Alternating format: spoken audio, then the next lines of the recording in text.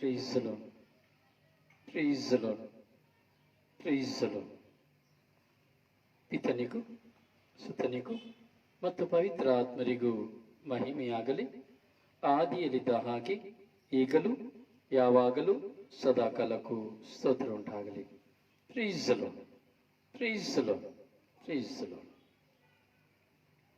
ಪ್ರಭು ಯೇಸುವಿನಲ್ಲಿ ನನ್ನ ಪ್ರಿಯ ಸಹೋದರ ಸಹೋದರಿಯರೇ, ದೇವರ ಮಕ್ಕಳೇ, ಪ್ರಭು ಯೇಸು ಕ್ರಿಸ್ತರ ಕೃಪಾಶೀರ್ವಾದವು, ಪ್ರೀತಿಯು, ಶಾಂತಿಯು, ಸಮಾಧಾನವು, ಅನ್ಯೋನ್ಯತೆಯು, ಐಕ್ಯತೆಯು, ಪವಿತ್ರಾತ್ಮರ ವರಪ್ರಸಾದವು ನಿಮ್ಮೆಲ್ಲರೊಡನೆ ಇರಲಿ. Praise the Lord. Praise the Lord. Praise the Lord.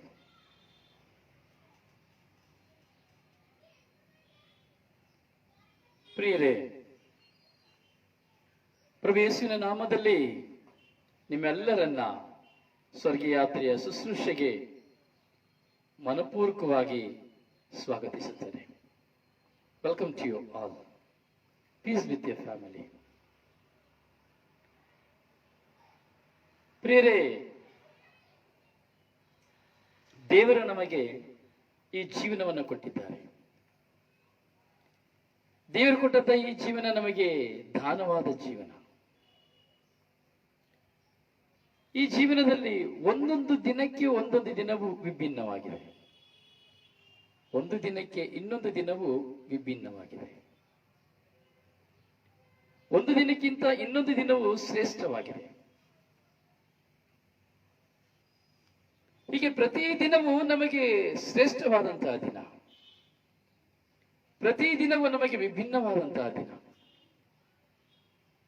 ಒಂದೊಂದು ದಿನದಲ್ಲಿಯೂ ನಾವು ನಿರೀಕ್ಷಿಸ್ತಾ ಇರ್ತೇವೆ, ಈ ದಿನ ಒಳ್ಳೇದು ಮಾಡಬಹುದು, ಏನಾದ್ರೂ ಮಾಡಬಹುದು, ಬರುವ ದಿನ ಇನ್ನೇನಾದ್ರೂ ಮಾಡಬಹುದು. ಹೌದು ಪ್ರಿಯರೇ, ಹೀಗೆ ನಮ್ಮ ಜೀವನದಲ್ಲಿ ಒಂದೊಂದು ದಿನದಲ್ಲಿ, ವಿಭಿನ್ನವಾದ ದಿನದಲ್ಲಿ ಹೊಸತಾದದನ್ನ ಏನಾದ್ರೂ ಮಾಡಬೇಕು ಎಂಬುವಂತ ಚಿಂತನೆಗಳು, ಆಲೋಚನೆಗಳು ನಮಗೆ ಬರ್ತದೆ. ಒಂದು ಚಿಕ್ಕ ಉದಾಹರಣೆಯಾಗಿ ತೆಗೆದುಕೊಳ್ಳಬೇಕಾದ್ರೆ, ಕೆಲಸಕ್ಕೆ ಹೋಗೋದಕ್ಕೆ ಮುಂಚಿತವಾಗಿ, ಓದುವುದಕ್ಕೆ ಮುಂಚಿತವಾಗಿ ಓದಬೇಕೆಂಬ ಆಸೆ, ಓದುತ್ತಾ ಇರುವಾಗಲೇ ಒಂದು ಒಳ್ಳೆಯ ಕೆಲಸಕ್ಕೆ ಹೋಗಬೇಕೆಂಬ ಆಸೆ, ಒಳ್ಳೆ ಕೆಲಸ ಸಿಕ್ಕಿ ಒಳ್ಳೆ ಮುಂದೆ ಹೋಗ್ತಾ ಇರ್ಬೇಕಾದ್ರೆ ಒಂದು ಮದುವೆ ಮಾಡಿಕೊಳ್ಳಬೇಕೆಂಬ ಆಸೆ, ಮದುವೆ ಮಾಡಿಕೊಂಡ ಮೇಲೆ ಮಕ್ಕಳಾಗಬೇಕೆಂಬ ಆಸೆ. ಹಾಗೆಯೇ ಇನ್ನು ಕೆಲವು ಸರಿ ನಾವು ನೋಡ್ತೇವೆ, ಒಂದು ಒಳ್ಳೆಯ ಕೆಲಸಕ್ಕಾಗಿ ಪ್ರಯತ್ನ, ಪರ ಊರಿಗೆ ಹೋಗಬೇಕೆಂಬ ಆಸೆ, ಪರ ಊರಿಗೆ ಹೋಗಿ ಒಳ್ಳೆ ಸಂಪಾದನೆ ಮಾಡಬೇಕೆಂಬ ಆಸೆ, ಸಂಪಾದನೆ ಮಾಡಿ ಒಳ್ಳೆಯ ಮನೆ ಕಟ್ಟಬೇಕೆಂಬ ಆಸೆ, ಮನೆ ಕಟ್ಟಿ ಒಳ್ಳೆ ಬ್ಯಾಂಕ್ ಬ್ಯಾಲೆನ್ಸ್ ಮಾಡಬೇಕೆಂಬ ಆಸೆ, ಬ್ಯಾಂಕ್ ಬ್ಯಾಲೆನ್ಸ್ ಮಾಡಿ ಕೆಲಸ ಮುಗಿಸಿ ಮನೆಯಲ್ಲಿ ಬಂದು ಆರಾಮ್ಸೆ ಕುತ್ಕೊಳ್ಳುವ ಎಂಬ ಆಸೆ. ಎಷ್ಟು ಒಳ್ಳೆ ಆಸೆ ಅಲ್ಲ ನಮ್ಮದು. ಮನೆಯಲ್ಲಿ ಆರಾಮ್ಸೆ ಹೋಗಿ ಕುತ್ಕೊಳ್ಳುವ ಅನ್ನೋ ಆಸೆ. ಸಂಪಾದನೆ ಮಾಡಿದ ಬ್ಯಾಂಕಲ್ಲಿ ಹಾಕಿ ಅದನ್ನ ಇಟ್ಟು ನಾವು ಜೀವಿಸುವ ಎಂಬ ಆಸೆ. ಅಥವಾ ಸಂಪಾದನೆ ಮಾಡಿದ ತೆಗೆದುಕೊಂಡು ಹೋಗಿ ಒಂದು ವ್ಯಾಪಾರವನ್ನು ಮಾಡಿ ಚೆನ್ನಾಗಿರುವ ಎಂಬ ಆಸೆ. ಇದು ಮನುಷ್ಯರಾದ ನಮ್ಮ ಆಸೆ. ಇದು ಮನುಷ್ಯರಾದ ನಮ್ಮ ಆಸೆ. ಮನುಷ್ಯ ಆಸೆ ತಂದಿದ್ದೇವೆ ಹೊರತು ಆಯುಷು ತಂದಿಲ್ಲ. ಮನುಷ್ಯ ಆಸೆ ತಂದಿದ್ದೇವೆ ಹೊರತು ಆಯುಷು ಯಾರು ತಂದಿಲ್ಲ. ಕನಸನ್ನ ತಂದಿದ್ದೇವೆ ಹೊರತು ಆ ಕನಸನ್ನ ಅನುಭವಿಸಲು ಅಸಾಧ್ಯ. ಹೌದು ಪ್ರಿಯರೇ, ಆಸೆಗಳು ಮಾತ್ರ ಮನುಷ್ಯನ ಜೀವನದಲ್ಲಿ, ಆಸೆಗಳು ಮಾತ್ರ ಮನುಷ್ಯನ ಜೀವನದಲ್ಲಿ. ಆದರೆ ಆ ಆಸೆಗಳು ಎಷ್ಟು ನಿರಾಶೆಗಳಾಗಿ ಹೋಗ್ತಾ ಇದೆ ಎಂಬುದನ್ನು ಚಿಂತಿಸಬೇಕು.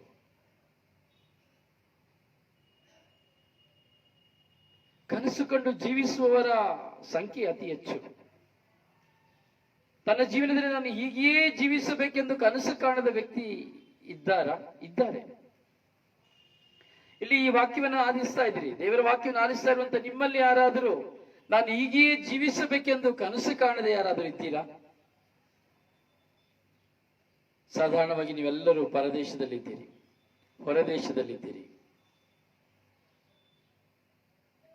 ಯಾರಾದರೂ ಕನಸಿಲ್ಲದೆ, ಆಸೆ ಇಲ್ಲದೆ ನೀವು ಹೊರದೇಶಕ್ಕೆ ಹೋಗಿದ್ದೀರಾ? ಕೆಲಸ ಮಾಡ್ತಾ ಇದ್ದೀರಾ?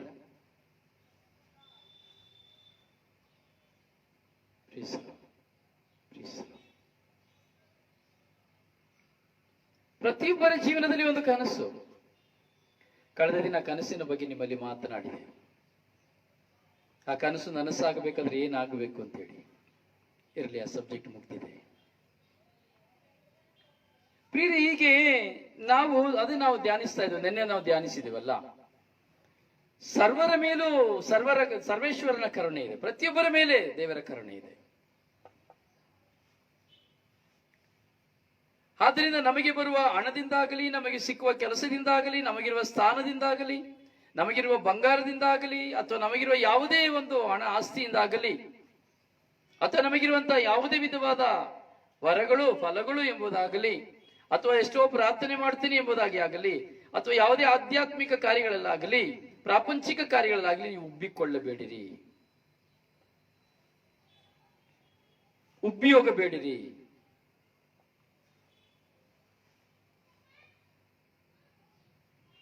ಹೆಚ್ಚಿಸಿಕೊಳ್ಳಬೇಡಿರಿ.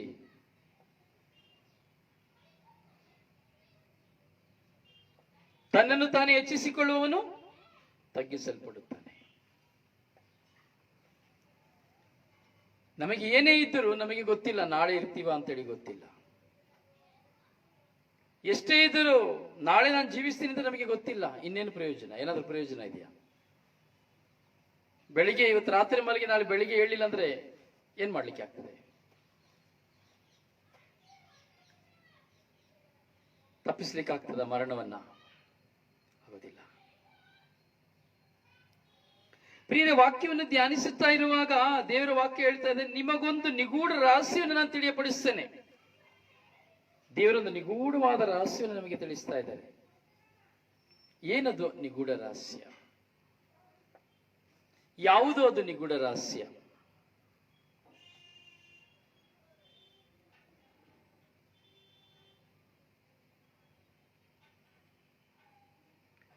ಇವತ್ತು ನಿಮ್ಮ ಮುಂದೆ ಇರುವಂತಹ ಒಂದು ವಾಕ್ಯ ನಿಮ್ಮ ಜೀವನದಲ್ಲಿ ಒಂದು ಪ್ರಶ್ನೆಯಾಗಿ ಮಾರ್ಪಾಡಾಗ್ತದೆ. ಈಗ ಈ ಅವಿಧೇಯತೆ ಏನು? ಅವಿಧೇಯತೆ ಇಂಗ್ಲಿಷಲ್ಲಿ ಏನು ಹೇಳುದು? ಸುನಿ ಡಿಸಿಲ್ವಾ ಇಂಗ್ಲಿಷಲ್ಲಿ ಅವಿಧೇಯತೆಗೆ ಏನ್ ಹೇಳ್ತಾರೆ? ಮಿಸ್ಒಬೀಡಿಯನ್ಸ್. ಅವಿಧೇಯತೆ.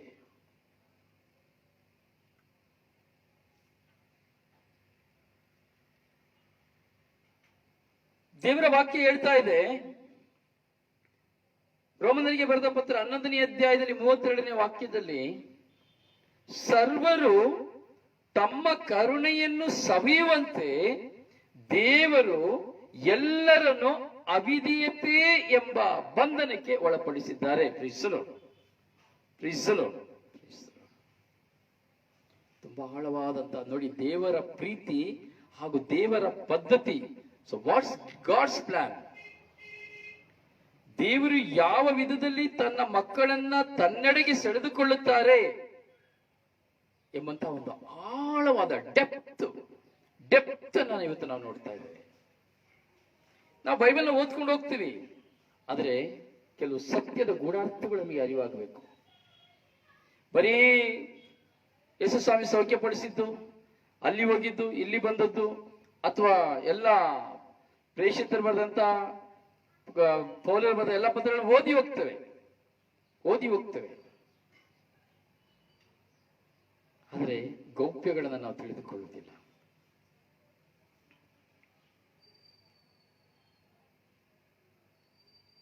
ನೋಡಿ, ಇಲ್ಲಿ ದೇವರು ತನ್ನ ನಿಗೂಢವಾದ ರಹಸ್ಯವನ್ನು ಏರ್ಪಡಿಸ್ತಾ ಇದ್ದಾರೆ. ದೇವರ ನಿಗೂಢವಾದ ರಹಸ್ಯ ಅದೇ ಹೇಳಿದ್ದು, ದೇವರನ್ನ ನಾವು ಕಂಡುಕೊಳ್ಳಿಕ್ಕೆ ಆಗುವುದಿಲ್ಲ. ಸಂಪೂರ್ಣವಾಗಿ ದೇವರನ್ನ ಕಂಡುಕೊಳ್ಳಬೇಕು ಅಂದ್ರೆ ನಾವು ಸಂಪೂರ್ಣವಾಗಿ ಈ ಆಳದ ಈ ವಾಕ್ಯಗಳು ನಮಗೆ ಗೋಚರವಾಗಬೇಕು. ಈ ಆಳ ವಾಕ್ಯಗಳು ಗೋಚರವಾಗಬೇಕು. ಇದೇ ನಿಗೂಢ ರಹಸ್ಯ. ಕೆಲಸ ನಾವು ನೋಡ್ತೀವಿ ಸಿನಿಮಾ, ನಿಗೂಢ ರಾತ್ರಿ, ನಿಗೂಢ ಕತೆ, ನಿಗೂಢವಾದದ್ದು. ಅಂದ್ರೆ ನಿಗೂಢ ಅಂದ್ರೆ ತುಂಬಾ ಹೇಳುದು ಸಸ್ಪೆನ್ಸ್ ಆದದ್ದು, ಯಾರು ಅರಿತುಕೊಳ್ಳಲಾಗದಂಥದ್ದು, ಅರಿತುಕೊಳ್ಳಲು ಅಸಾಧ್ಯವಾದಂಥದ್ದು. ಹೀಗೆ ದೇವರ ನಿಗೂಢ ರಹಸ್ಯ, ಸರ್ವರು ತಮ್ಮ ಕರುಣೆಯನ್ನು ಪ್ರತಿಯೊಬ್ಬರು, ನಾನು ನೀವೆಲ್ಲರೂ ದೇವರ ಕರುಣೆಯನ್ನ ಅನುಭವಿಸ್ಲಿಕ್ಕಾಗಿ, ಸವಿಯಲಿಕ್ಕಾಗಿ ದೇವರು ಏನು ಮಾಡಿದ್ದಾರೆ ಎಂಬುದಾದರೆ ಎಲ್ಲರನ್ನು ಅವಿಧೇಯತೆ ಎಂಬ ಬಂಧನಕ್ಕೆ ಅವರು ಸಿಲುಕಿಸಿದ್ದಾರೆ. ನೋಡಿ, ಇದು ಸರಿನಾ ತಪ್ಪ? ದೇವರಿಗೆ ಕೆಲಸ ಮಾಡಬಹುದಾ?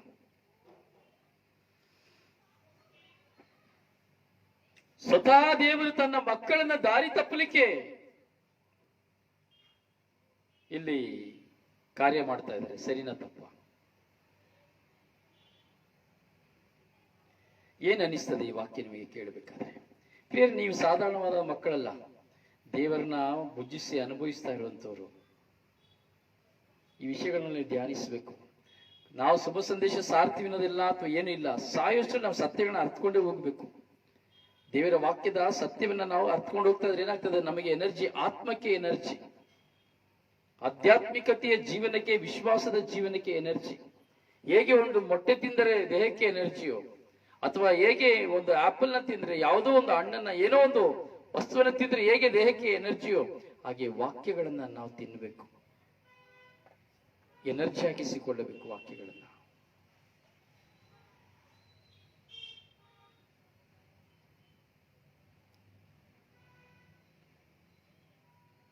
ಬ್ರದರ್ ರಿಚರ್ಡ್, ಅವಿಧೇಯತೆ ಇಂಗ್ಲಿಷ್ ಅಲ್ಲಿ ಏನ್ ಹೇಳ್ತಾರೆ? ಅವಿಧೇಯತೆ. ಯಾಕೆ ನನಗೆ ಬೇಕು, ಅದಕ್ಕೋಸ್ಕರವಾಗಿ. ಹೀಗೆ ದೇವರು ನೋಡಿ, ದೇವರು ನಮ್ಮನ್ನ ಯಾವ ವಿಧವಾದ ಬಂಧನಕ್ಕೆ ಸಿಲುಕಿ, ಅಂದರೆ ಒಂದು ಪಕ್ಷಿಯನ್ನು ಹಿಡಿಬೇಕಾದ್ರೆ ಬಲಿಯನ್ನು ಬೀಸ್ತಾನೆ ಅಲ್ವಾ? ಬೇಟೆಗಾರರ ಬಲಿಯನ್ನು ಬೀಸುತ್ತಾನೆ. ಒಂದು ಮೀನನ್ನ ಹಿಡಿಯಬೇಕಾದ್ರೆ ಬೆಸ್ತ ಬಲೆಯನ್ನು ಬೀಸುತ್ತಾನೆ, ಮೀನು ಸಿಕ್ಕಬೇಕು ಅಂತೇಳಿ, ಪಕ್ಷಿಗಳು ಸಿಕ್ಕಬೇಕು ಅಂತೇಳಿ.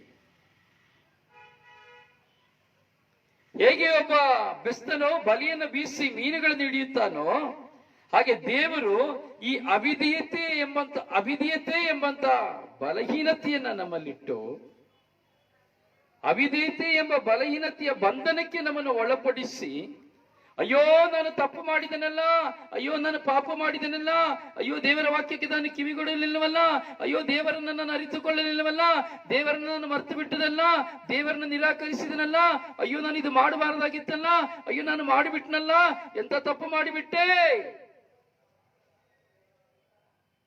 ಈ ಒಂದು ಅನುಭವದ, ಪಶ್ಚಾತ್ತಾಪದ ಅನುಭವದ ಮೂಲಕವಾಗಿ ದೇವರು ತನ್ನ ಮಕ್ಕಳಾಗಿರುವ ನಮ್ಮೆಲ್ಲರನ್ನ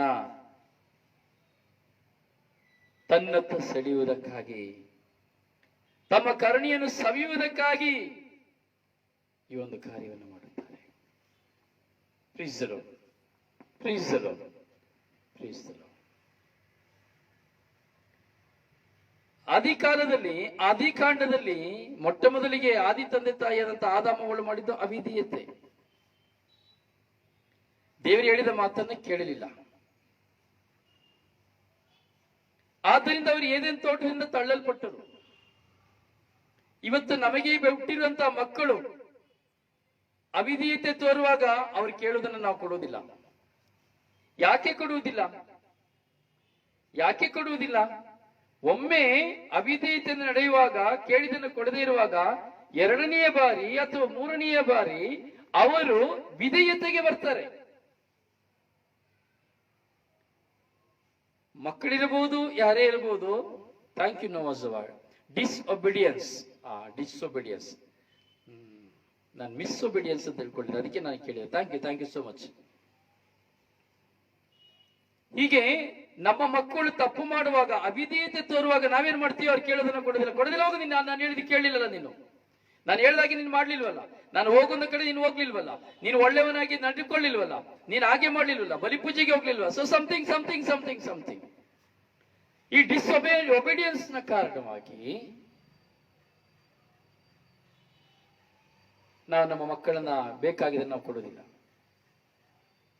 ಕಾರಣ, ತಂದೆ ತಾಯಿಯ ಮನಸ್ಸು ಅವರನ್ನು ದಂಡಿಸಬೇಕಾಗಿ ಎಂಬುದಕ್ಕಾಗಿ ಅಲ್ಲ, ಅಥವಾ ಅವರನ್ನು ನಿರಾಕರಿಸಬೇಕು ಎಂಬುದಕ್ಕಾಗಿ ಅಲ್ಲ, ಅವರನ್ನು ತಿರಸ್ಕರಿಸಬೇಕಾಗಿ ಎಂಬುದಕ್ಕಾಗಿ ಅಲ್ಲ, ಮತ್ತೆ ಅವರು ನನ್ನ ಬಳಿಗೆ ಬರಲಿ, ತಂದೆ ಹತ್ರ ಬರುವಾಗ ಎಲ್ಲ ಸಿಗುತ್ತದೆ, ನಾವು ತಂದೆಯ ಮಾತನ್ನ ಕೇಳಬೇಕು ಎಂಬುವಂತಹ ಒಂದು ಸತ್ಯವನ್ನ, ಗೂಢಾರ್ಥವನ್ನ ಅರ್ಥೈಸಿಕೊಳ್ಳುವುದಕ್ಕಾಗಿ ತಂದೆಯಾದ ತಾಯಿಯಾದ ನಾವು ನೀವು ಮಕ್ಕಳು ಅವಿಧೇಯತರಾಗುವಾಗ ನಾವು ಅವ್ರು ಕೇಳುವುದನ್ನ ಕೊಡುವುದಿಲ್ಲ. ಕಾರಣ ಅವರು ನಮಗೆ ವಿಧೇಯರಾಗಬೇಕೆಂದು.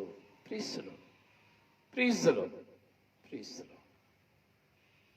ನೋಡಿ, ಈ ಒಂದು ಪ್ರಶ್ನೆಗೆ ನಾನು ಇಷ್ಟು ಉತ್ತರ ಕೊಡಬೇಕಾಗಿತ್ತು. ಇಲ್ಲಾಂದ್ರೆ ದೇವರನ್ನ ನಾವು ಅರ್ಥ ಮಾಡ್ಕೊಳ್ಳಿಕ್ಕೆ ಆಗೋದಿಲ್ಲ, ದೇವರ ಅರ್ಥ ಆಗೋದಿಲ್ಲ. ಯಾಕಂದ್ರೆ ಇಲ್ಲಿ ವಾಕ್ಯ ಹೇಳ್ತದೆ, ಸರ್ವರು ತಮ್ಮ ಕರುಣೆಯನ್ನು ಸವಿಯುವಂತೆ ದೇವರು ಎಲ್ಲರನ್ನು ಅವಿಧೇಯತೆ ಎಂಬ ಬಂಧನಕ್ಕೆ ಒಳಪಡಿಸಿದ್ದಾರೆ. ನೋಡಿ, ದೇವರು ಸ್ವಾರ್ಥರಾಗ್ಬಿಟ್ರು.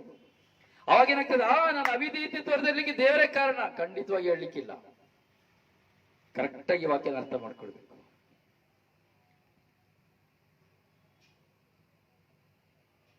ಆದರೆ ಜ್ಞಾನ ಉಂಟು, ನಮಗೆ ವಿವೇಕ ಉಂಟು, ತಿಳುವಳಿಕೆ ಉಂಟು, ವಿಶ್ವಾಸ ಉಂಟು, ಎಲ್ಲವೂ ಉಂಟು. ಆದ್ರಿಂದ ಅವಿಧೇಯತೆಯನ್ನು ತೋರಬೇಕು ಅನ್ನೋದು ತಪ್ಪು.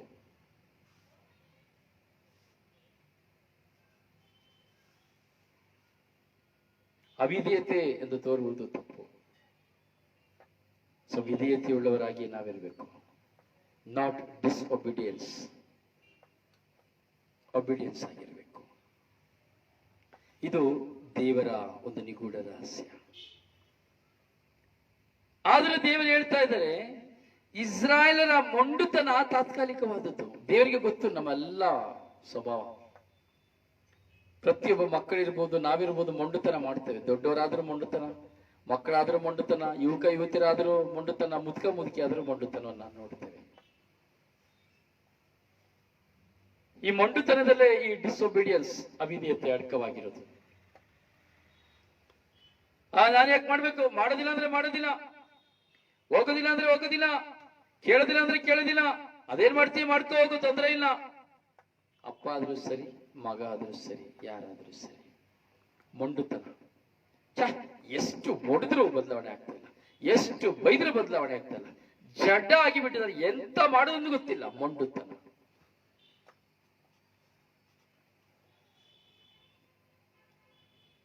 ಹೀಗೆ ಇಸ್ರಾಯೇಲರ ಮೊಂಡುತನವು ತಾತ್ಕಾಲಿಕವಾದದ್ದು. ಈ ಮೊಂಡುತನವನ್ನು ವಿವರಿಸುವಂತಹ ಸಂತ ಪೌಲರು ಹೇಳ್ತಾರೆ, ಇಸ್ರಾಯೇಲರಲ್ಲದವರು ಪೂರ್ಣ ಸಂಖ್ಯೆಯಲ್ಲಿ ದೇವರ ಬಳಿಗೆ ಬರುವ ತನಕ ಮಾತ್ರ ಅದಿರ್ತದೆ. ಇಸ್ರಾಯೇಲರು ಅಲ್ಲದವರು ದೇವರ ಬಳಿಗೆ ಬರುವ ತನಕ ಮಾತ್ರ ಅದಿರ್ತದೆ. ಕಾರಣ ಯಾಕೆಂದ್ರೆ ಇಸ್ರಾಯೇಲರೆಲ್ಲರೂ ಜೀವೋದ್ಧಾರ ಹೊಂದಲು ಕಾರ್ಯ ಹೊಂದಿದವರು, ದೇವರ ಮಕ್ಕಳು. ನಮ್ಮನ್ನ ಉದ್ಧರಿಸುವುದಕ್ಕಾಗಿ ಸಿಯೋನಿನಿಂದ ಬರುವನು ಎಂಬುದಾಗಿ ವಾಕ್ಯ ಹೇಳ್ತದೆ. 26ನೇ ವಾಕ್ಯ, 11ನೇ ಅಧ್ಯಾಯ, ರೋಮನರಿಗೆ ಬರೆದ ಪತ್ರ. ನಮ್ಮನ್ನು ಉದ್ಧಾರ ಮಾಡುವುದಕ್ಕಾಗಿ ಸಿಯೋನಿನಿಂದ ಬರುವನು ದೇವರು. ಅಧರ್ಮತೆಯನ್ನು ನೀಗಿಸುವನು ಯಾಕೋಬ ವಂಶದಿಂದ. ಯಾರು ಯಾಕೋಬ ವಂಶ? ನಾವು ಇಸ್ರಾಯೇಲರ ಯಾಕೋಬ ವಂಶದವರ? ಯಾರು ನಾವು? ನನ್ನ ಪ್ರಶ್ನೆ, ನಿಮ್ಮ ಉತ್ತರ. ನಾವು ಇಸ್ರಾಯೇಲ್ ವಂಶದವರ, ಯಾಕೋಬ ವಂಶದವರ, ಅಥವಾ ಅಬ್ರಹಾಂ ವಂಶದವರ? ನಾವು ಯಾವ ವಂಶದವರು?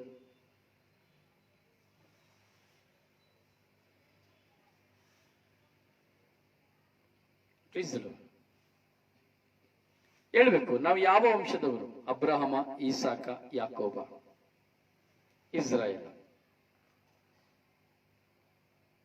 ಯಾವ ವಂಶದವರು ನಾವು? ಅಥವಾ ಮೆಲ್ಕಿಸೆದೇಕನ ವಂಶದವರ? ಲೇವಿಯ ವಂಶದವರ? ಯಾವ ವಂಶದವರು? ಲೇವಿಯ ವಂಶದವರ, ಮೆಲ್ಕಿಸೆದೇಕನ ವಂಶದವರ, ಇಸ್ರಾಯೇಲ್ನ ವಂಶದವರ, ಯಾಕೋಬಿನ ವಂಶದವರ, ಅಬ್ರಹಾಮಿನ ವಂಶದವರ? ಯಾವ ವಂಶದವರು? ಒಬ್ಬರು ಹಾಕಿದ್ದಾರೆ ಜೇಕಬ್ ಎಂಬುದಾಗಿ, ಜಾಕೋಬ್ ವಂಶದವರದ್ದು ಒಬ್ಬರು ಹಾಕಿದ್ದಾರೆ. ಮತ್ತೆ ಬೇರೊಬ್ರು.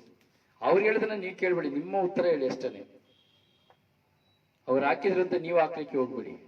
ನಿಮ್ಮ ಸರಿಯಾದ ಉತ್ತರ ಲೇವಿಯ ವಂಶದವರ,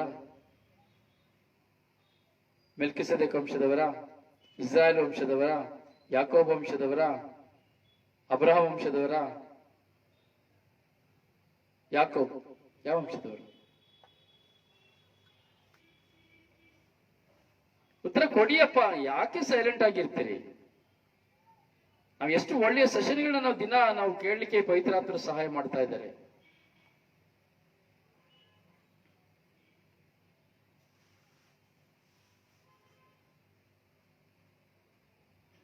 ಬರ್ಲಿಲ್ಲ.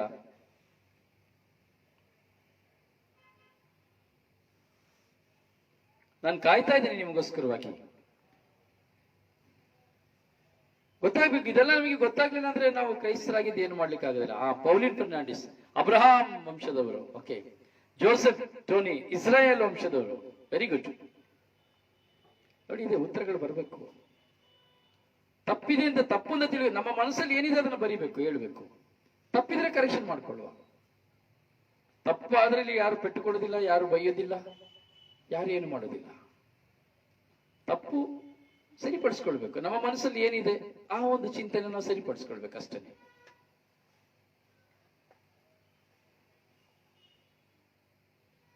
Okay, no problem. ನಾನು ಪ್ರಾರಂಭಿಸ್ತೇನೆ.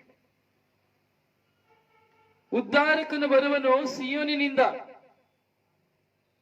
ಅಧರ್ಮತೆಯನ್ನು ನೀಗಿಸುವನು ಯಾಕೋಬ ವಂಶದಿಂದ. ಪ್ರಿಯರೇ, ನಾವು ಮೆಲ್ಕಿಸೆದೇಕನ ವಂಶದವರೆಲ್ಲ, ಲೇವಿಯ ವಂಶದವರು ಇಲ್ಲ, ಅಬ್ರಹಾಂ ವಂಶದವರು ಇಲ್ಲ, ಈಸಾಕ್ ವಂಶದವರು ಅಲ್ಲ, ನಾವು ಯಾಕೋಬ ವಂಶದವರು.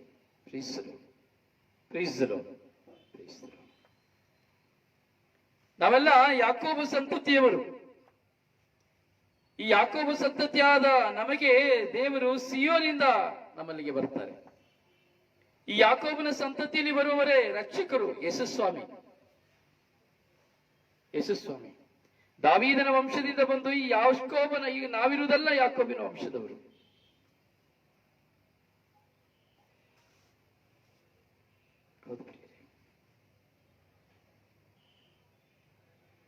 ಯಾಕಂದ್ರೆ ವಾಕ್ಯ ಹೇಳ್ತದೆ,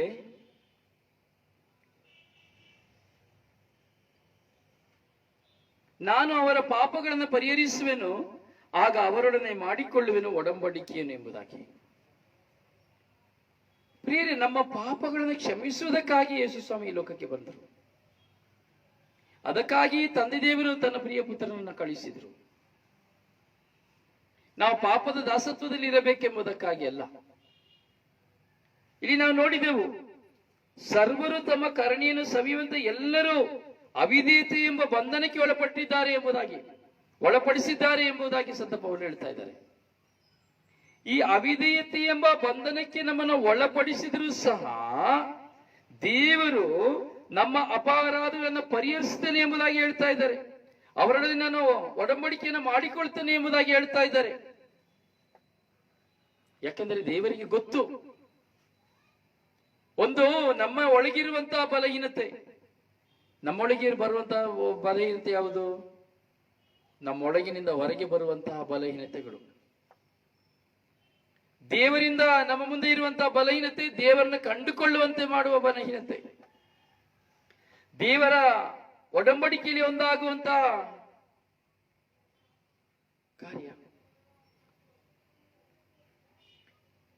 ಪ್ರಿಯ, ಇಸ್ರಾಯೇಲರಿದ್ರು. ಇಸ್ರಾಯೇಲರು ಯಾಕೆ ಶತ್ರುಗಳಾದ್ರು? ಇಸ್ರಾಯೇಲರು ಯಾಕೆ ಶತ್ರುಗಳಾದ್ರು ದೇವರಿಗೆ?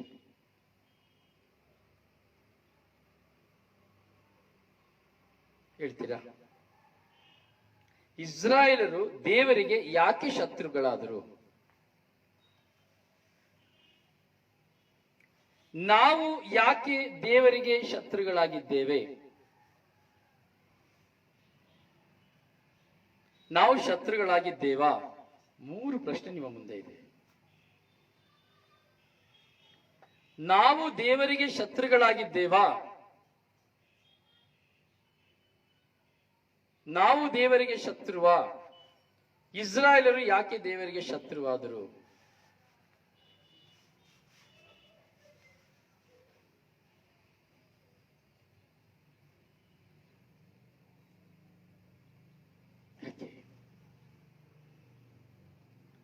ಇಸ್ರಾಯೇಲರು ಯಾಕೆ ಶತ್ರುವಾದರು?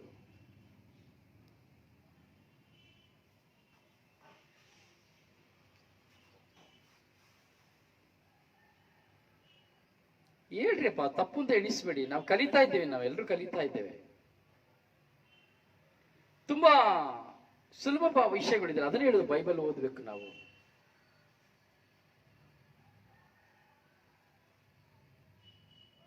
ಬೈಬಲ್ ಓದಬೇಕು.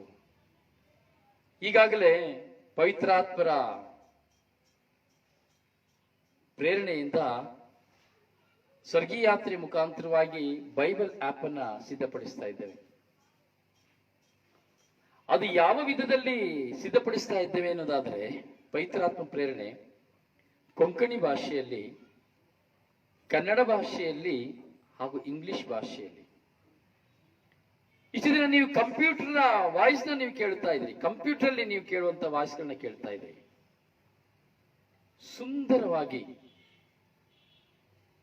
ಸುಂದರವಾಗಿ ಪ್ರತಿಯೊಬ್ಬ ಮಕ್ಕಳಿಂದ ಹಿಡಿದು ತುಂಬಾ ಜನ ಮಕ್ಕಳು ಈಗಾಗಲೇ ಇಂಗ್ಲಿಷ್ ಸಂಪೂರ್ಣವಾಗಿ ಮುಗಿದಿದೆ. ಇಂಗ್ಲಿಷ್ ಬೈಬಲ್ ಹೊಸ ಒಡಂಬಡಿಕೆ ಸಂಪೂರ್ಣವಾಗಿ ಮುಗಿದಿದೆ. ಎಷ್ಟು ಅಮೋಘವಾಗಿ ಹೊರಬಂದಿದೆ ಎಂಬುದಾದರೆ ತುಂಬಾ ಅಮೋಘವಾಗಿ ಹೊರಬಂದಿದೆ. ಮಕ್ಕಳು ಆ ಬೈಬಲ್ನ ಓದಿರ್ಬೇಕಾದ್ರೆ ನೀವು ಕೇಳುವಾಗ ಗೊತ್ತಾಗ್ತದೆ. ಪೂನಾದಿಂದ ಬೈಬಲ್ ಹೊಸ ಒಡಂಬಡಿಕೆಯನ್ನ ಈಗಾಗಲೇ ಸಹೋದರಿ ಶಾಂತಿ ಪೂನಾದಿಂದ ತನ್ನ ಪತಿ, ತನ್ನ ಮಕ್ಕಳು ಹಾಗೂ ತನ್ನ ಕುಟುಂಬ ಪರಿವಾರದೊಡನೆ ಸೇರಿ ಈ ಒಂದು ಕಾರ್ಯವನ್ನು ಕೈಗೆ ತೆಗೆದುಕೊಂಡು ಹೊಸ ಒಡಂಬಡಿಕೆಯನ್ನು ಮುಗಿಸಿದ್ದಾರೆ. ತುಂಬಾ ಮನೋಹರಕರವಾದದ್ದು. ಆಕೆಯ ಒಂದು ಪ್ರೋತ್ಸಾಹ, ವಿಶ್ವಾಸ ಎಷ್ಟರ ಮಟ್ಟಿಗೆ ಶಕ್ತವಾದದ್ದು ಎಂಬುದನ್ನು ನಾನು ನಿಜವಾಗಿಯೂ ಶ್ಲಾಘನೀಯ. ಹಾಗೆಯೇ ಕೊಂಕಣಿ ಬೈಬಲ್ನ ಪ್ರಾರಂಭ ಮಾಡಿದೆ. ಹೊಸ ಒಡಂಬಡಿಕೆ ಜೆನೆಸಿಸ್ ಪ್ರಾರಂಭವಾಗಿದೆ. ಅದು ಮಂಗಳೂರು ಪಟ್ಟಣದಿಂದ ಸಹೋದರಿ ಸುನೀತಾ ಕುಟೀನು ಆಕೆಯ ನೇತೃತ್ವದಲ್ಲಿ, ಪೂನಾದಿಂದ ಶಾಂತಿ ನೇತೃತ್ವದಿಂದ, ಮಂಗಳೂರಿನಲ್ಲಿ ಅಂದ್ರೆ ಬೋಳಿಯಾರ್ ಈ ಸ್ಥಳದಲ್ಲಿರುವಂತಹ ಅಲ್ಲಿ ಸುನೀತಾ ಕುಟೀನು ಆಕೆಯ ನೇತೃತ್ವದಲ್ಲಿ ಮಕ್ಕಳ ಮೂಲಕವಾಗಿ ಹೊಸ ಹಳೆಯ ಒಡಂಬಡಿಕೆ ಪ್ರಾರಂಭವಾಗಿದೆ. ತುಂಬಾ ಸೊಗಸಾಗಿ ಹೊರ ಬರ್ತಾ ಇದೆ. ಹೀಗೆ ಹೊಸ ಒಡಂಬಡಿಕೆ ಉಡುಪಿಯಿಂದ ಪ್ರಾರಂಭವಾಗ್ತಾ ಇದೆ. ಫೆಲಿಕ್ಸ್, ಉಡುಪಿಯಲ್ಲಿ ಫೆಲಿಕ್ಸ್, ಊರಿನ ಸರಿಯಾದ ಹೆಸರು ನನಗೆ ಗೊತ್ತಾಗ್ತಾ ಇಲ್ಲ, ಅವರ ನೇತೃತ್ವದಲ್ಲಿ ಹೊಸ ಒಡಂಬಡಿಕೆ ಪ್ರಾರಂಭವಾಗ್ತಾ ಇದೆ. ಪ್ರಿಯ ನೋಡಿ, ದೇವರ ವಾಕ್ಯವನ್ನು ಕೇಳಲಿಕ್ಕೆ ಅದು ತುಂಬಾ ಮನೋಹರವಾಗಿದೆ ಆಪ್. ಅಂದ್ರೆ ಒಂದೊಂದು ಅಧ್ಯಾಯವನ್ನು ಒಬ್ಬೊಬ್ಬರೇ ಓದೋದು. ಒಂದು ಅಧ್ಯಾಯ ಓದಿದ್ರೆ ಇನ್ನೊಬ್ರು ಬೇರೆ ಅಧ್ಯಾಯ. ಸೊ 73 ಪುಸ್ತಕಗಳನ್ನ 73 ಜನ ಓದಿದ್ದಾರೆ. 73 ಪುಸ್ತಕಗಳನ್ನ 73 ಜನ ಓದಿದ್ದಾರೆ. ಅದರಿಂದ ನೀವು ಇನ್ನೂ ಈ ಆಪ್ನ ಉಪಯೋಗ ಮಾಡುವಾಗ ನಿಮಗೆ ಕೇಳಲಿಕ್ಕೂ ಚೆನ್ನಾಗಿರ್ತದೆ. ತುಂಬಾ ಸ್ಫುಟವಾಗಿ ಕೇಳಬಹುದು. ಕಂಪ್ಯೂಟರೀಕರಣ ಅಲ್ಲ, ನೇರವಾಗಿ ವಾಯ್ಸ್. ಇದನ್ನ ನನ್ನ ಸಹೋದರ ಮಿತ್ರರಾದಂತಹ ಫ್ರಾಂಕ್ಲಿನ್ ಸಹೋದರ ಇಸ್ರಾಯೇಲ್ನಲ್ಲಿ ಒಂದು ಮನೆಯಲ್ಲಿ ಕೆಲಸ ಮಾಡ್ತಾ ಇದ್ದಾರೆ. ಎಷ್ಟು ಒತ್ತಡ ಮಗನಿಗೆ ಎಂಬುದಾದರೆ ಸಾಕಷ್ಟು ಒತ್ತಡ. ಆ ಸಾಕಷ್ಟು ಒತ್ತಡದ ನಡುವೆ ಈ ಆಪ್ನ ಆ ಮಗ ಸಿದ್ಧತೆ ಪಡಿಸ್ತಾ ಇದ್ದಾರೆ. ನೋಡಿ, ಇದು ದೇವರ ಪದ್ಧತಿ, ಇದು ದೈವ ಪದ್ಧತಿ. ಇನ್ನು ಕನ್ನಡದಲ್ಲಿ ಪ್ರಾರಂಭವಾಗಲಿಲ್ಲ. ಕನ್ನಡಕ್ಕೆ ದೇವರು ಯಾರನ್ನ ಆರಿಸಿಕೊಳ್ತಾರೆ ನನಗೆ ಗೊತ್ತಾಗ್ತಾ ಇಲ್ಲ. ಸೊ ದೇವರ ಇಚ್ಛೆ. ಸೊ ಅದರಿಂದ ದೇವರ ವಾಕ್ಯವನ್ನು ಕೇಳಿ. ಓದ್ಲಿಕ್ಕೆ ಆಗೋದಿಲ್ವಾ? ಓದೋದಕ್ಕಿಂತ ಹೆಚ್ಚಾಗಿ ನೀವು ಕೇಳುವಾಗ ಅದು ಇನ್ನೂ ನಿಮ್ಮ ಆಳವಾಗಿ ನಿಮ್ಮ ಹೃದಯದಲ್ಲಿ ಹೋಗ್ತದೆ. ಅದರಿಂದ ಈ ಒಂದು ಕಾರ್ಯಗಳಿಗಾಗಿ ದಯವಿಟ್ಟು ಪ್ರಾರ್ಥಿಸಿ. ಕನ್ನಡ, ಕೊಂಕಣಿ ಹಾಗೂ ಇಂಗ್ಲಿಷ್ ವಾಯ್ಸ್ ಬೈಬಲ್ ಇದಕ್ಕಾಗಿ ದಯವಿಟ್ಟು ಪ್ರಾರ್ಥಿಸಿ. ಹೌದು ಪ್ರಿಯರೇ, ಇದೆಲ್ಲ ದೇವರ ಕಾರ್ಯ. ನಾವು ದೇವರನ್ನು ನೋಡಿ, ಅದಕ್ಕಾಗಿ ನಾವು ಪ್ರತಿದಿನದಲ್ಲಿ ನೋಡಿ ನಿಮಗೆ ಬಲಿಪೂಜೆಯ ವಾಚನಗಳನ್ನ ನಿಮಗೆ ಸ್ಪಷ್ಟವಾಗಿ ನಾವು ನಿಮಗೆ ಕಳಿಸಿಕೊಡ್ತಾ ಇದ್ದೇವೆ. ಕನ್ನಡದಲ್ಲಿ ಪ್ರತಿದಿನದ ಬಲಿಪೂಜಾ ವಾಚನಗಳು ತುಂಬಾ ಸುಂದರವಾಗಿ ಕನ್ನಡದಲ್ಲಿ ಬರೀತಾರೆ. ಎಲ್ಲಿಂದ? ಕುವೇಚಿಂದ ಸಹೋದರಿ ಗ್ರೆಟ್ಟಾ ಮತಿಯಾಸ್ ಕುವೇಚಿಂದ ಬರೀತಾರೆ. ಕೊಂಕಣಿಯಲ್ಲಿ ಇಂಗ್ಲಿಷ್ ಭಾಷೆಯಲ್ಲಿ ಒಂದು ಚಿಕ್ಕ ಮಗುವನ್ನ ಇಟ್ಟುಕೊಂಡು 1.5 ವರ್ಷದ ಪ್ರಾಯದ ಮಗುವನ್ನ ಇಟ್ಟುಕೊಂಡು ಆ ಮಗುವಿಗೆ ಏನೇ ಅನಾರೋಗ್ಯವಿದ್ರೆ ಏನೇ ಇದ್ರೂ ಅವುಗಳನ್ನ ಲೆಕ್ಕಿಸದೆ ಕೊಂಕಣಿ ಹಾಗೂ ಇಂಗ್ಲಿಷ್ ಭಾಷೆಯಲ್ಲಿ ಸಹೋದರಿ ಕಾಸರಗೋಡಿಂದ ಶಾಂತಿ ಸಂತೋಷ್ ಬರೀತಾರೆ. ಹಾಗೆಯೇ ವಾಯ್ಸ್ ಅನ್ನು ಸಹ ನಿಮಗೆ ಕಳಿಸ್ತೇವೆ. ಕೊಂಕಣಿಯಲ್ಲಿ ವಾಯ್ಸ್ ಸುನಿತಾ ಕುಟಿನೋ ಕಳಿಸಿಕೊಡ್ತಾರೆ ಪ್ರತಿದಿನದ ವಾಚನಗಳನ್ನ. ಬೆಂಗಳೂರಿನಿಂದ ಸಹೋದರ ಆಂಟನಿ ಇಂಗ್ಲಿಷ್ ಇಂದ ತುಂಬಾ ಸುಂದರವಾಗಿ ಅವರು ಬರೆದು ಕಳಿಸಿಕೊಡ್ತಾರೆ. ದುಬೈಯಿಂದ ಮಸ್ಕತ್ ದುಬೈನ ಮರ್ತುಬಿಟ್ಟೆ, ಅಲ್ಲಿಂದ ಒಂದು ಹಿಂದೂ ಸಹೋದರಿ ಹೇಮಾ ಎಂಬುದಾಗಿ ತುಂಬಾ ಆಳವಾದ ವಿಶ್ವಾಸದಲ್ಲಿ, ದೇವರಲ್ಲಿ ಆಳವಾದ ವಿಶ್ವಾಸದಲ್ಲಿ ತನ್ನ ಮಕ್ಕಳನ್ನ ಕುಟುಂಬವನ್ನ ಮುನ್ನಡೆಸಿಕೊಂಡು ಹೋಗ್ತಾ ಇರುವಂತಹ ಮಗಳು ಹೇಮಲತಾ ಎಂಬುದಾಗಿ. ಆಕೆ ಕನ್ನಡದಲ್ಲಿ ಪ್ರತಿದಿನದ ವಾಚನಗಳನ್ನ ನಮಗೆ ಕಳಿಸಿಕೊಡ್ತಾರೆ. ಹಾಗೆ ನೋಡ್ಬೋದು, ಈ ದಿನದ ಪ್ರಾರ್ಥನೆ ಪವಿತ್ರಾತ್ಮ ಪ್ರೇರಣೆಯಿಂದ ನಾನು ಅದನ್ನ ಬರೀತೇನೆ. ಈ ದಿನದ ಪ್ರಾರ್ಥನೆಯನ್ನ ಅದನ್ನ ಇಂಗ್ಲಿಷ್ಗೆ ತರ್ಜಮೆ ಮಾಡುವವರು ಇಸ್ರಾಯೇಲ್ ನಲ್ಲಿ ಕೆಲಸ ಮಾಡ್ತಾ ಇರುವಂತಹ ನೋವಜೋವಾ ಪ್ರೆಸಿಲ್ಲ ಕನ್ನಡದಿಂದ ಇಂಗ್ಲಿಷ್ಗೆ ಟ್ರಾನ್ಸ್ಲೇಟ್ ಮಾಡ್ತಾರೆ. ಪ್ರಿಯರಿಗೆ ಅನೇಕ ಕಾರ್ಯಗಳು ಶುಭ ಸಂದೇಶದ ನಿಮಿತ್ತವಾಗಿ ನಡೀತಾ ಇದೆ. ಅನೇಕ ಕಾರ್ಯಗಳು ಶುಭ ಸಂದೇಶದ ನಿಮಿತ್ತವಾಗಿ ನಡೀತಾ ಇದೆ. ಬೆಳಗಿನ ಜಾವದಲ್ಲಿ 5 ಗಂಟೆಗೆ ವಾಕ್ಯದ ವಿವರಣೆ, ವಾಕ್ಯದ ಮನ್ನಾ, ಪ್ರತಿದಿನದ ಮನ್ನಾ.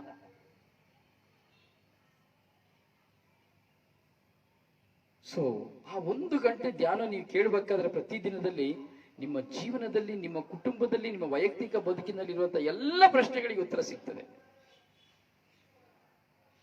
ಹಾಗೆ ನೀವು ನೋಡ್ತೀವಿ ಅಂದ್ರೆ ಈ 3 ಗಂಟೆ ಸಮಯಕ್ಕೆ ಕರುಣೆಯ ಜಪಸರ, ಒಂದೊಂದು ದಿನಕ್ಕೆ ಒಂದೊಂದು ವಿಭಿನ್ನವಾಗಿ ಪ್ರಾರ್ಥಿಸ್ತಾ ಇರುವುದು. ಇವತ್ತು ಕ್ಯಾನ್ಸರ್ ರೋಗಿಗಳಿಗಾಗಿ ನಾವು ಪ್ರಾರ್ಥಿಸಿದೆವು. ನಿನ್ನೆ ಒಂದು ರೋಗದ ಶುಗರ್ ಪೇಷಂಟ್ಗಾಗಿ ಪ್ರಾರ್ಥಿಸಿದೆವು, ಕರುಣೆಯ ಜಪಸರನ್ನು ಹೇಳಿದೆವು. ಮತ್ತೆ 3:30 ಗಂಟೆ ಆಗುವಾಗ ನೋಡಿ, ಈ ಒಂದು ಸೆಷನ್ ಅಲ್ಲಿ ನಾವೆಲ್ಲರೂ ಒಂದಾಗ್ತಾ ಇದ್ದೇವೆ. ವಿಶ್ವಾಸಿಗಳ ಸಂವಾದ, ಇದು ಸ್ವರ್ಗ, ಒಂದು ಪುಟ್ಟ ಸ್ವರ್ಗ. ಈ 3:30 ಗಂಟೆಯ ಸಮಯದಲ್ಲಿ ನಾವೆಲ್ಲ ಒಂದು ಪುಟ್ಟ ಸ್ವರ್ಗದ ವಾಕ್ಯದ ವಿಧಿಯಲ್ಲಿ ನಾವು ಒಂದಾಗ್ತಾ ಇದ್ದೇವೆ. ಹಾಗೆ 7 ಗಂಟೆಗೆ ಹೋಗುವಾಗ ಜಪಸರ ಪೇಸ್, ನಾನು ಹೇಳಿದೆ ಅದನ್ನ ಬೇರೆಯವರಿಗೆ ನಾನು ವಹಿಸಿದ್ದೇನೆ ಹಾಗೂ ನಿಮಗೂ ಹೇಳಿದೆ. ಇದುವರೆಗೂ ನಾನು ಕುಟುಂಬವಾಗಿ ನನ್ನ ಕುಟುಂಬವಾಗಿ ನಾನು ಒಂದು ಡಿವೈನ್ ಮರ್ಸಿನ ಮಾಡ್ತೇನೆ ವಿಡಿಯೋ, ನನ್ನ ಕುಟುಂಬವಾಗಿ ಒಂದು ಜಪಸರನ ಮಾಡ್ತೇನೆ ವಿಡಿಯೋ ಅಂತೇಳಿ ಯಾರು ಮುಂದೆ ಬರಲೇ ಇಲ್ಲ. ಗೊತ್ತಿಲ್ಲ, ಎಲ್ಲದಕ್ಕೂ ಪವಿತ್ರಾತ್ಮ ಪ್ರೇರಣೆ ಬೇಕು. ಸುಮ್ಮನೆ ಇಲ್ಲ.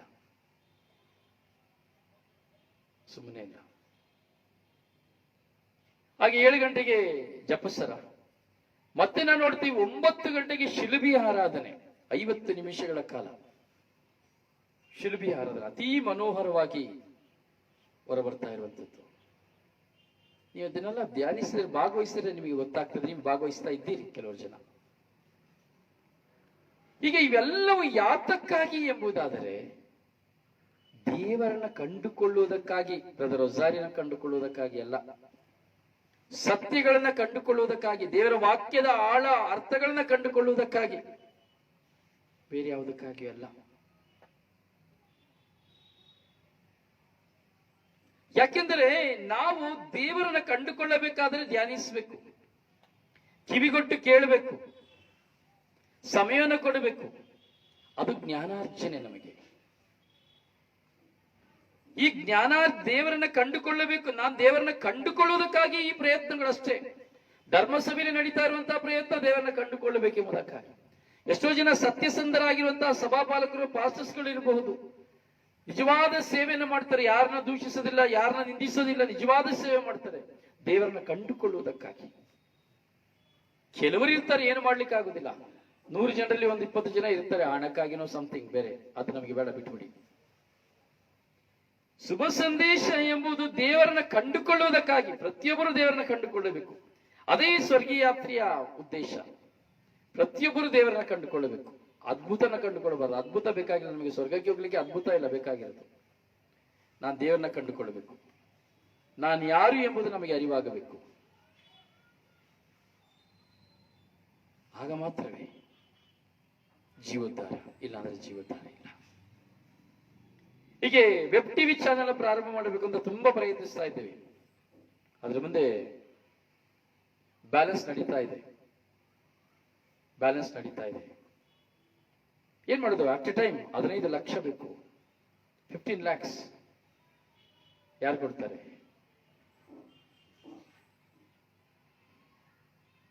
ಏನೋ ಮಧ್ಯದಲ್ಲಿ ಸ್ವಲ್ಪ ತಗೊಳ್ಳಿಬರೋದಂತ ಕೊಡ್ಬೋದು. 15 ಲಕ್ಷ ಯಾರು ಕೊಡ್ತಾರೆ? ದೇವರು ಕೊಡ್ತಾರೆ. ಅವ್ರಿಗೆ ಬೇಕಾದ್ರೆ ಅವ್ರು ಕೊಡ್ತಾರೆ. ಪ್ರತಿ ತಿಂಗಳು 2 ರಿಂದ 3 ಲಕ್ಷ ರೂಪಾಯಿ ಖರ್ಚು ಬೇಕು. ಯಾರು ಕೊಡ್ತಾರೆ? ಖಂಡಿತವಾಗಿ ದೇವರು ಕೊಡ್ತಾರೆ. ಯಾಕಂದ್ರೆ ಅವ್ರ ಕಾರ್ಯ, ನಮ್ಮ ಕಾರ್ಯವಿಲ್ಲ. ಪವಿತ್ರಾತ್ಮ ಪ್ರೇರಣೆ.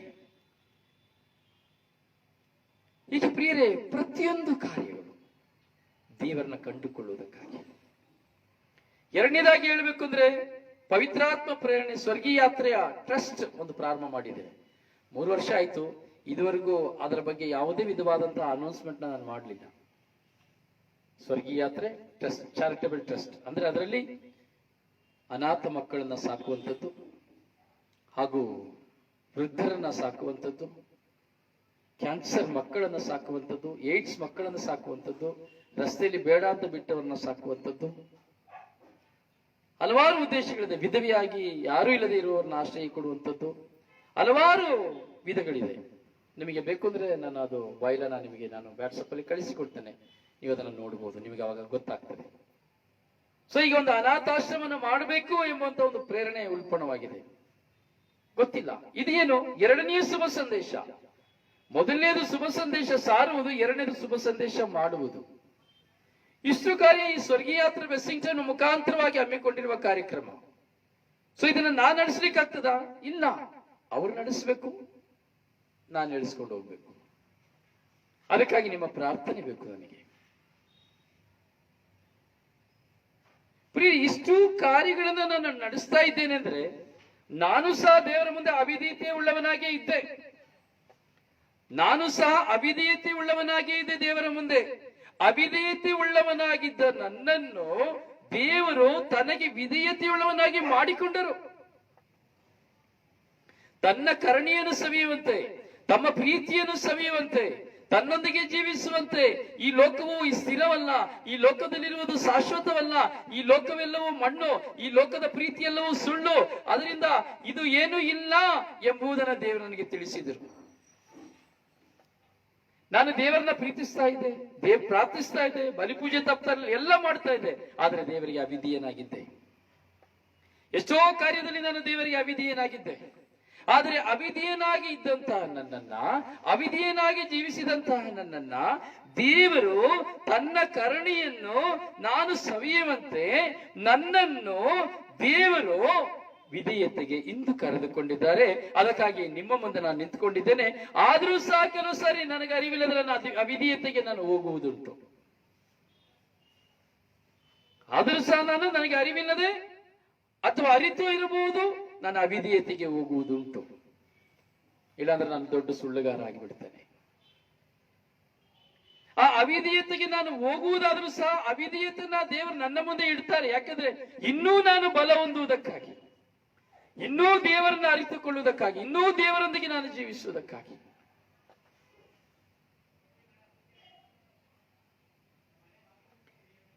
ಶುಭ ಸಂದೇಶವನ್ನು ಇಸ್ರಾಯೇಲರು ಯಾಕೆ ದೇವರಿಗೆ ಶತ್ರುಗಳಾದರು ಎಂಬುದಾದರೆ, ರೋಮನರಿಗೆ ಬರೆದ ಪತ್ರ 11ನೇ ಅಧ್ಯಾಯ 26ನೇ ವಾಕ್ಯದಲ್ಲಿ ನಾವು ನೋಡುತ್ತೇವೆ, ಶುಭ ಸಂದೇಶವನ್ನು ತಿರಸ್ಕರಿಸಿದ್ದರಿಂದ ಇಸ್ರಾಯೇಲರು ದೇವರಿಗೆ ಶತ್ರುಗಳಾದರು. ಶುಭ ಸಂದೇಶವನ್ನು ತಿರಸ್ಕರಿಸಿದ್ರಿಂದ ಇಸ್ರಾಯೇಲರು ದೇವರಿಗೆ ಶತ್ರುಗಳಾದರು. ಸೊ ಯಾಕೋಬ ವಂಶದವರು ನಾವೇನ್ ಮಾಡ್ತಾ ಇದ್ದೇವೆ? ನಾವು ದೇವರಿಗೆ ಶತ್ರುವಾಗಿದ್ದೇವ, ಮಿತ್ರರಾಗಿದ್ದೇವ? ಇದು ನನ್ನ ಪ್ರಶ್ನೆ, ಉತ್ತರ ನಿಮ್ಮ ಉತ್ತರ.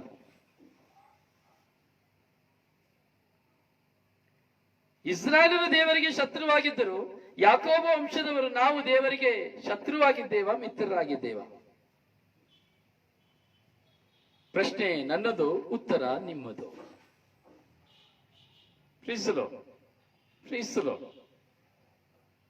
ನಾನು ನಿಮ್ಮನ್ನೆಲ್ಲ ತುಂಬಾ ಪ್ರೀತಿಸ್ತೇನೆ. I love you so much everybody. ಯಾಕೆ ನೀವು ತುಂಬಾ ವಿಶ್ವಾಸವುಳ್ಳವರು. ಇಲ್ಲಾಂದ್ರೆ ದೇವರ ವಾಕ್ಯವನ್ನು ನೀವು ಇಷ್ಟು ಸುಗಮವಾಗಿ ಕೇಳಲಿಕ್ಕೆ ಆಗೋದಿಲ್ಲ. ನಿಮ್ಮಲ್ಲಿ ನಿಜವಾಗಿ ಪವಿತ್ರಾತ್ಮರ ಪ್ರಸನ್ನತೆ ಇದೆ. You are all fill the Holy Spirit. ನೀವು ನಿಜವಾಗಿ ವಿಶ್ವಾಸಿಗಳು.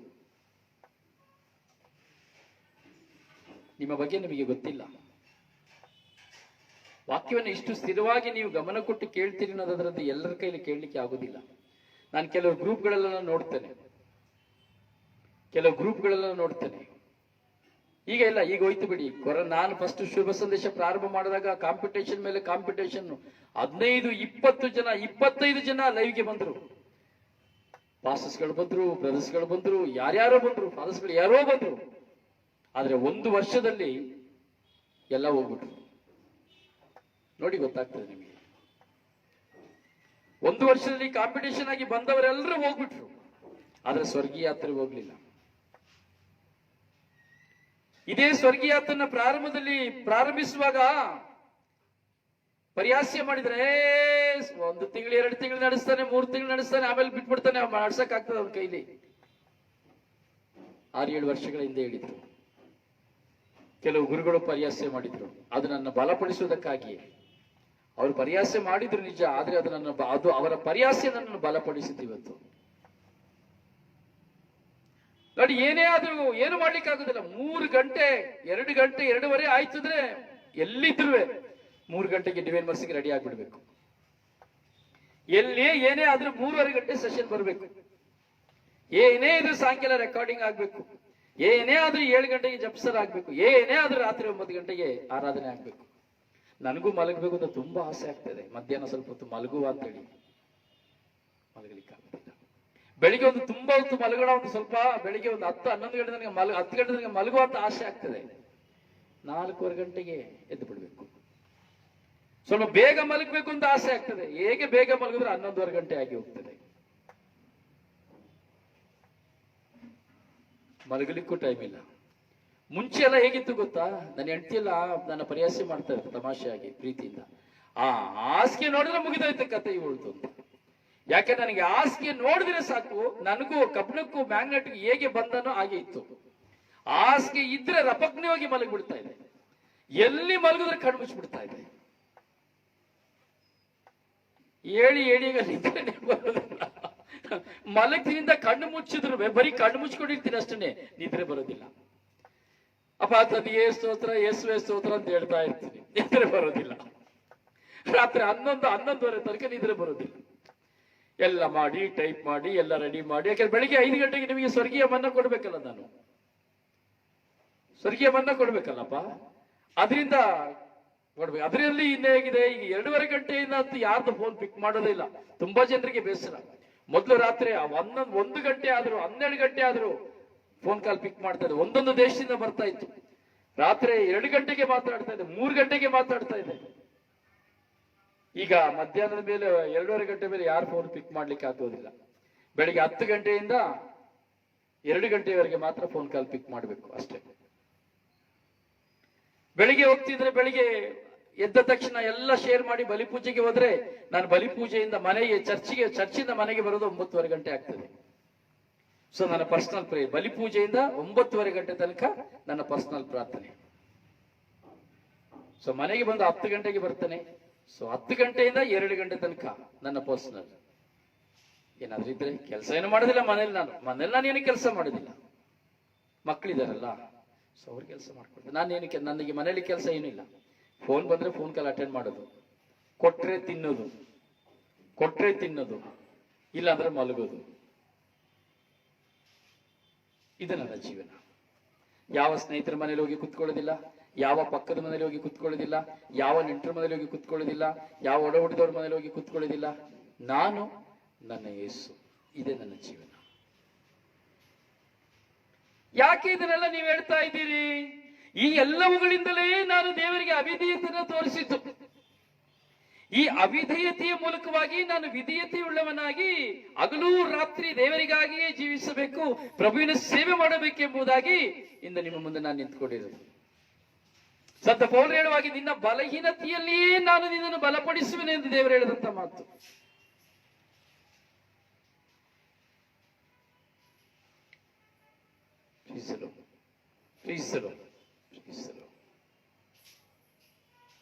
ಒಂದಲ್ಲ ಒಂದು ಹೋರಾಟಗಳು, ಎಲ್ಲ ಬಲಹೀನತೆಗಳು, ಒಂದಲ್ಲ ಒಂದು. ಕೋಪ ಮಾಡಬಾರ್ದು ಅಂದ್ರೆ ಕೋಪ ಬಂದ್ಬಿಡ್ತದೆ, ಬಲಹೀನತೆ. ಆ ಬಲಹೀನತೆ ಅವಿಧೇಯತೆ, ಆ ಬಲಹೀನತೆಯಿಂದ ಅವಿಧೇಯತೆ, ಆ ಅವಿಧೇಯತೆಯನ್ನು ಮಾಡಿ ಆದ್ಮೇಲೆ ತೋರಿಸಿದ ಮೇಲೆ ಅಯ್ಯೋ ನಾನು ಹೀಗೆ ಮಾಡಿಬಿಟ್ನಲ್ಲಪ್ಪ, ಓಡು ದೇವರ ಹತ್ರ. ಅವಿಧೇಯತೆಯಿಂದ ವಿಧೇಯತೆಗೆ ಎಷ್ಟು ಸುಂದರ ನೋಡಿ. ಇನ್ ಕೇಸ್ ನನ್ನ ಮನುಷ್ಯ ಯಾವುದೋ ಒಂದು ಹೆಣ್ಣು ನನ್ನ ಕಣ್ಣಿಗೆ ಒಳ್ಳೆದಾಗಿ ಕಂಡುಬಿಟ್ರು, ನನ್ನ ಮನಸ್ಸಿನಲ್ಲಿ ಕೆಟ್ಟ ಚಿಂತನೆ ಬಂದ್ಬಿಡ್ತದೆ. ಅವಿಧೇಯತೆ, ಬಲಹೀನತೆ ಅಲ್ಲ, ಅವಿಧೇಯತೆ. ಅದು ನಾವೆಲ್ಲದಕ್ಕೂ ಬಲಹೀನತೆ ಅನ್ಬಾರ್ದು, ಅವಿಧೇಯತೆ. ಅಯ್ಯೋ ಏನ್ ಮಾಡೋದು ಬದೇ ಬಲಹೀನತೆ. ಒಂದ್ ಕೆಲಸ ಮಾಡಿ, ಮಧ್ಯಾಹ್ನ 1 ಗಂಟೆ ಊಟದ ಟೈಮು, ಬೆಳಿಗ್ಗೆ 9 ಗಂಟೆ 8 ಗಂಟೆ ತಿಂಡಿ ಟೈಮು, ರಾತ್ರಿ 9 ಗಂಟೆ ಊಟದ ಟೈಮು, ತಟ್ಟೆ ಮುಂದೆ ಕುತ್ಕೊಂಡು ಇದು ಬಲಹೀನತೆ ನನಗೆ ಊಟ ಮಾಡಕ್ ಆಗೋದಿಲ್ಲ, ಬಲಹೀನತೆ ಅಂತ ಕುತ್ಕೊಳ್ಳಿ. ಊಟ ಒಳಗೆ ಹೋಗ್ತದ? ಹಾಸಿಗೆಯಲ್ಲಿ ಹೋಗಿ ಮಲ್ಕೊಂಡ ಬಲಹೀನತೆ, ನನಗೆ ನಿದ್ರೆ ಬರೋದಿಲ್ಲ, ಬಲಹೀನತೆ ಅಂತ ಕುತ್ಕೊಳ್ಳಿ, ನಿದ್ರೆ ಬರ್ತದ? ಕೆಲಸಕ್ಕೆ ಹೋಗ್ಬೇಕು ಅಂತ ಗೊತ್ತು, ನನಗೆ ಬಲಹೀನತೆ ಅಂತ ಕುತ್ಕೊಳ್ಳಿ, ಆಗ್ತದ? ಬಲಹೀನತೆಗಳೆಲ್ಲ ಅವಿಧೇಯತೆ. ನಾವು ಯಾವುದು ಬಲಹೀನತೆ ಅನ್ಕೊಂಡಿದೀವೋ ಅದೆಲ್ಲ ದೇವರ ಮುಂದೆ ಅವಿಧೇಯತೆ. ಈ ಅವಿಧೇಯತೆಯನ್ನೇ ಜಯಿಸುವಾಗಲೇ ನಾವು ದೇವರಿಗೆ ವಿಧೇಯತೆಯುಳ್ಳವರಾಗಬೇಕು. ಅದಕ್ಕೆ ದೇವರು ಹೇಳಿದ್ದು, ಸರ್ವರು ತಮ್ಮ ಕರುಣೆಯನ್ನು ಸವಿಯುವಂತೆ, ದೇವರ ಕರುಣೆಯನ್ನು ಸವಿಯುವಂತೆ ದೇವರು ಎಲ್ಲರನ್ನು ಅವಿಧೇಯತೆ ಎಂಬ ಬಂಧನಕ್ಕೆ ಬಂಧಿಸಿದ್ದಾರೆ. ಎಂತ ಕೆಲಸ ಮಾಡ್ತಾರೆ ನೋಡಿ. ನಮ್ಮನ್ನು ಅವಿಧೇಯತೆ ಬಂಧನಕ್ಕೆ ಸಿಲುಕಿ ಪ್ಯಾಕ್ ಮಾಡಿ ಯಾರನ್ನು ಬಿಡೋದಿಲ್ಲ.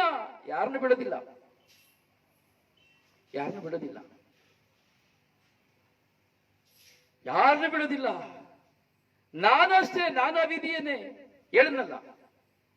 ಇದ್ದಕ್ಕಿದ್ದಂಗೆ ಏನೋ ಒಂದು ನೋಟದಲ್ಲಿ ಎಲ್ಲಿಯೋ ಇರ್ಬೇಕಾದ್ರೆ ಯಾವ್ದಾದ್ರು ಒಂದು ಸುಂದರವಾಗಿರೋ ರಪಕ್ಕನೆ ಬರ್ತದೆ. ತಕ್ಷಣ ಕರಿತೀನಿ ಪವಿತ್ರಾತ್ಮರೇ, ನನ್ನ ಸಹೋದರಿ ಅಲ್ವಾ, ನನ್ನ ಮಗಳಲ್ವಾ, ನನ್ನ ತಾಯಿ ಅಲ್ವಾ, ತಕ್ಷಣ ಹೇಳಿಕೆ ಶುರು ಮಾಡ್ತೇನೆ. ನೋಡಿ, ಅವಿಧೇಯತೆ ಬಂತು, ತಕ್ಷಣ ವಿಧೇಯತೆಗೆ ನಾವು ಟ್ರಾನ್ಸ್ಫರ್ ಆಗ್ಬೇಕು. ನೋಡಿ, ದೇವರ ಅಮರವಾದ ಪ್ರೀತಿಯನ್ನು ನೋಡಿ. ಒಂದು ಕಳ್ಳತನ ಎಂಬುದಾದ್ರೂ ಸರಿ, ನಾನು ಕಳ್ಳತನ ಮಾಡಿದ್ದೇನೆ, ಚಿಕ್ಕ ಪ್ರಾಯದಲ್ಲಿ ಕಳ್ಳತನ ಮಾಡಿದ್ದೇನೆ, ಅವಿಧೇಯತೆ. ಆದರೆ ಆ ಅವಿಧೇಯತೆಯಲ್ಲಿ ಕಳ್ಳ ಎಂಬ ಪದ ಬಂದ ತಕ್ಷಣ ಅಯ್ಯಯ್ಯೋ, ಇನ್ನು ನಾನು ಕದಿಬಾರದು. ಅವಿಧೇಯತೆ ವಿಧೇಯತೆಗೆ ಬಂದಾಯಿತು.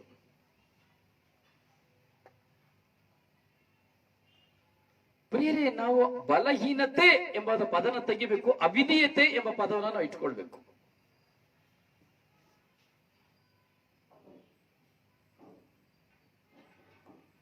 ನಮ್ಮ ಜೀವನದಲ್ಲಿ ಒಂದು ಬದಲಾವಣೆಯ ಜೀವನವಾಗಬೇಕು. ಅದೇ ಹೇಳಿದ್ದು, ಇಸ್ರಾಯೇಲರು ಶುಭ ಸಂದೇಶವನ್ನ ತಿರಸ್ಕರಿಸಿದ್ರಿಂದ ದೇವರಿಗೆ ಶತ್ರುವಾದರು. ಹಾಗೆ ಯಾಕೋಬರಾಗಿರುವಂತ ನಾವು ಸಹ ಶುಭ ಸಂದೇಶವನ್ನ ತಿರಸ್ಕರಿಸ್ತಾ ಇರೋದ್ರಿಂದ ನಾವು ಶತ್ರುಗಳಾಗ್ತಾ ಇದ್ದೇವೆ, ಅಂದ್ರೆ ಅವಿಧೇಯರಾಗ್ತಾ ಇದ್ದೇವೆ. ಯೇಸುಸ್ವಾಮಿ ಶತ್ರುಗಳನ್ನ ಪ್ರೀತಿಸಿ ಅಂತ ಹೇಳಿರ್ತಾರೆ, ಅದರಿಂದ ಯೇಸುಸ್ವಾಮಿಗೆ ನಾವು ಶತ್ರುಗಳಲ್ಲ, ದೇವರಿಗೆ ನಾವು ಅವಿಧೇಯರಾಗಿದ್ದೇವೆ. Hallelujah, hallelujah, hallelujah, hallelujah.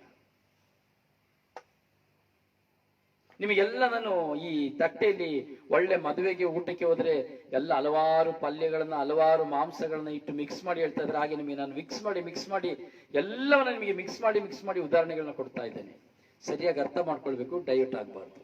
Doubt ಆದ್ರೆ ತಕ್ಷಣ ನಮಗೆ ಕಾಲ್ ಮಾಡಿ ಪ್ರಶ್ನೆನ ಕೇಳಿ, ಪವಿತ್ರಾತ್ಮ ಉತ್ತರ ಕೊಡ್ತಾರೆ, ನಾನು ಕೊಡೋದಿಲ್ಲ. ನಾನು ಕೊಡೋ ಉತ್ತರ ಸರಿ ಇಲ್ಲ, ಪವಿತ್ರಾತ್ಮ ಕೊಡೋದು ಉತ್ತರ ಸರಿ ಇರ್ತದೆ. ಅದಕ್ಕೆ ಹೇಳುದು, ಯಾವತ್ತು ನಮ್ಮ ಜೀವನದಲ್ಲಿ ನನ್ನ ಮುಂದೆ ಇರುವಂತ ವ್ಯಕ್ತಿ ನೋಡಿ ನನಗಿಂತ ಅವನು ಒಳ್ಳೆಯವನು ಎಂಬಂಥದ್ದು ಯಾವಾಗ ನಮ್ಮಲ್ಲಿ ಬರ್ತದೋ ಅದು ವಿಧೇಯತೆ. ಪ್ರಿಯರೇ, ನಮ್ಮ ಜೀವನದಲ್ಲಿ ಅನುಭವಗಳು ನಮಗೆ ಬರಬೇಕು.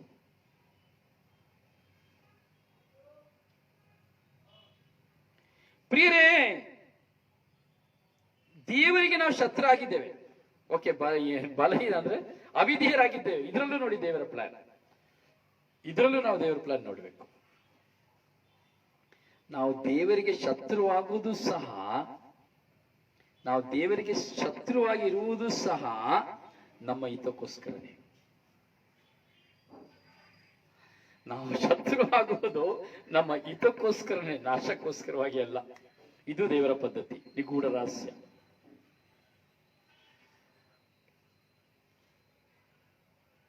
ನೋಡಿ, ದೇಶದ ಮೂಲೆ ಮೂಲೆಯಲ್ಲಿ ನೀವು ಕುತ್ಕೊಂಡಿದ್ದೀರಿ.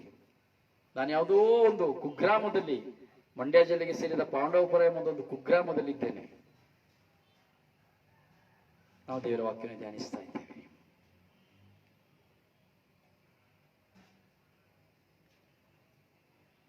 ಈ ಸತ್ಯದ ಗೂಢಾರ್ಥದ ವಾಕ್ಯಗಳನ್ನ ಎಷ್ಟು ಜನ ಕೇಳ್ತಾ ಇದ್ದಾರೆ, ಕೇಳಲಿಕ್ಕೆ ಇದ್ದಾರೆ.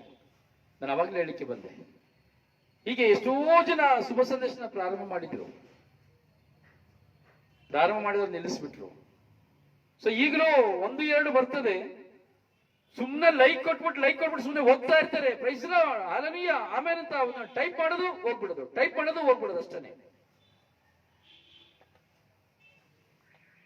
ಇಲ್ಲ,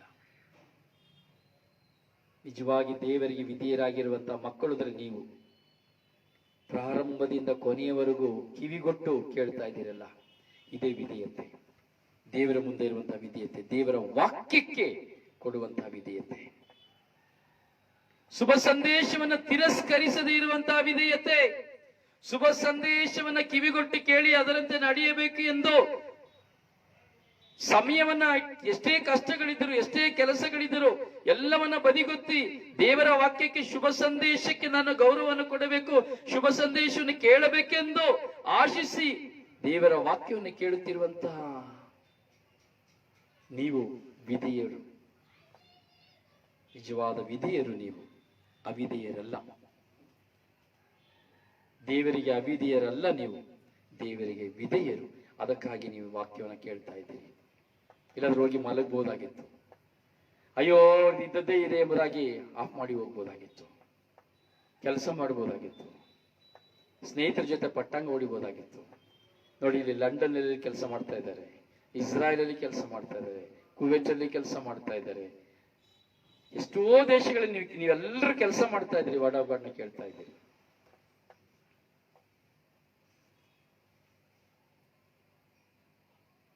ಒಂದೊಂದು ದೇಶದಲ್ಲಿಯೂ ವರ್ಡ್ ಆಫ್ ಗಾಡ್ ಕೇಳ್ತಾ ಇದ್ದೀರಿ. ನೀವು ನಿಜವಾಗಿ ಭಾಗ್ಯವಂತರು, ನಿಜವಾಗಿ ಭಾಗ್ಯವಂತರು. ಅದಕ್ಕೆ ದೇವರು ಹೇಳ್ತಾರೆ, ದೇವರ ವಾಕ್ಯ ಹೇಳ್ತದೆ, ಏನ್ ಹೇಳ್ತದೆ? ದೇವರ ವಾಕ್ಯಕ್ಕೆ ವಿಧೇಯರಾಗಿ ನಡೆಯುವಾಗ ಇಸ್ರಾಯೇಲ್ ಜನಾಂಗವೆಲ್ಲವೂ ಜೀವೋದ್ಧಾರವನ್ನು ಹೊಂದುವುದು. ದೇವರ ವಾಕ್ಯಕ್ಕೆ, ಶುಭ ಸಂದೇಶಕ್ಕೆ ವಿಧೇಯರಾಗಿ ನಡೆಯುವಾಗ ನಾನು ಹಾಗೂ ನೀವು, ಇಸ್ರಾಯೇಲ್ ಹಾಗೂ ಯಾಕೋಬ ವಂಶದವರಾದ ನಾವು ಜೀವೋದ್ಧಾರವನ್ನು ಹೊಂದುತ್ತೇವೆ. ಶುಭ ಸಂದೇಶವನ್ನು ಗೌರವಿಸುವಾಗ,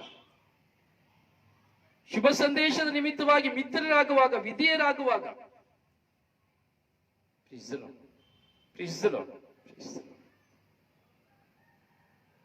ಈಗ ಇಸ್ರಾಯೇಲರ ಅವಿಧೇಯತೆಯ ನಿಮಿತ್ತ ದೇವರ ದಯೆಯನ್ನು ಹೊಂದಿದ್ದೀರಿ.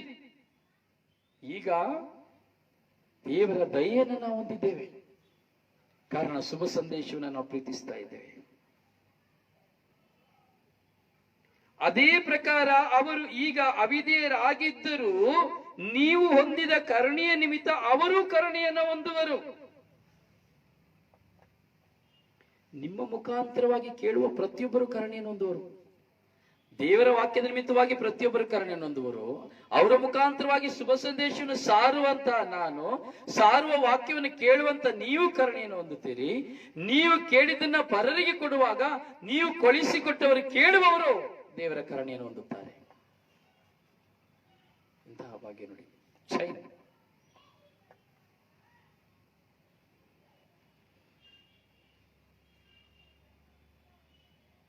ಅಧರ್ಮವನ್ನು ಹೋಗಲಾಡಿಸುವುದಕ್ಕೆ ಬಂದಂತಹ ಪ್ರಭು ಯೇಸು ಯಾಕೋಬ ವಂಶಕ್ಕೆ, ನಮ್ಮೆಲ್ಲರಿಗೂ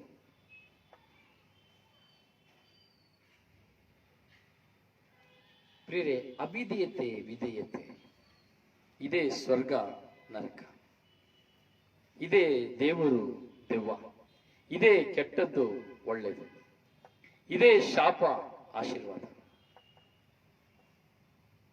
ಇದೇ ದುಃಖ ಆನಂದ.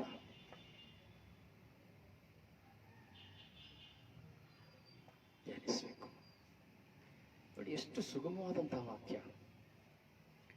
ಸರ್ವರು ತಮ್ಮ ಕರುಣೆಯನ್ನು ಸವಿಯುವಂತೆ ದೇವರು ಎಲ್ಲರನ್ನು ಅವಿಧೇಯತೆ ಎಂಬ ಬಂಧನಕ್ಕೆ ಒಳಪಡಿಸಿದ್ರ ಮೇಲೆ ಇನ್ನೊಬ್ಬರು ತೀರ್ಪು ಕೊಡ್ಲಿಕ್ಕೆ ನಾನು ಯಾರು, ನೀವು ಯಾರು?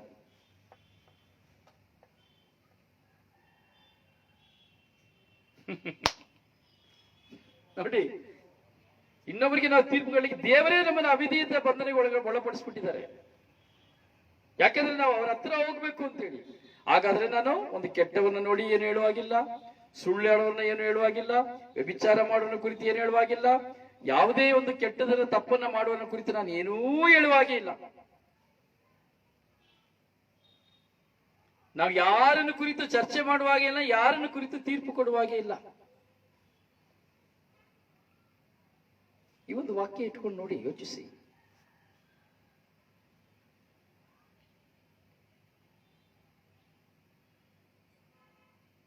ಪ್ರಿಯರೇ, ಸತ್ಯ ಸಂಗತಿಗಳನ್ನು ನಾವು ಧ್ಯಾನಿಸಬೇಕು.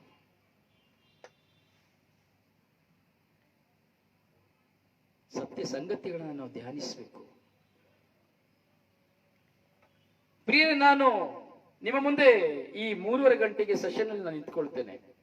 ನಿಜ ಹೇಳ್ತೇನೆ, ಸತ್ಯ ಹೇಳ್ತೇನೆ, ಯಾವುದನ್ನು ನಾನು ಪ್ರಿಪೇರ್ ಮಾಡೋದಿಲ್ಲ. ಸೆಷನ್ನಿಗೆ 5 ನಿಮಿಷ 3 ನಿಮಿಷ ಮುಂದೆ ಇರಬೇಕಾದ್ರೆ ಒಂದು ವಾಕ್ಯವನ್ನು ನಾನು ನೋಡ್ತೀನಿ ಅಷ್ಟೇನೆ.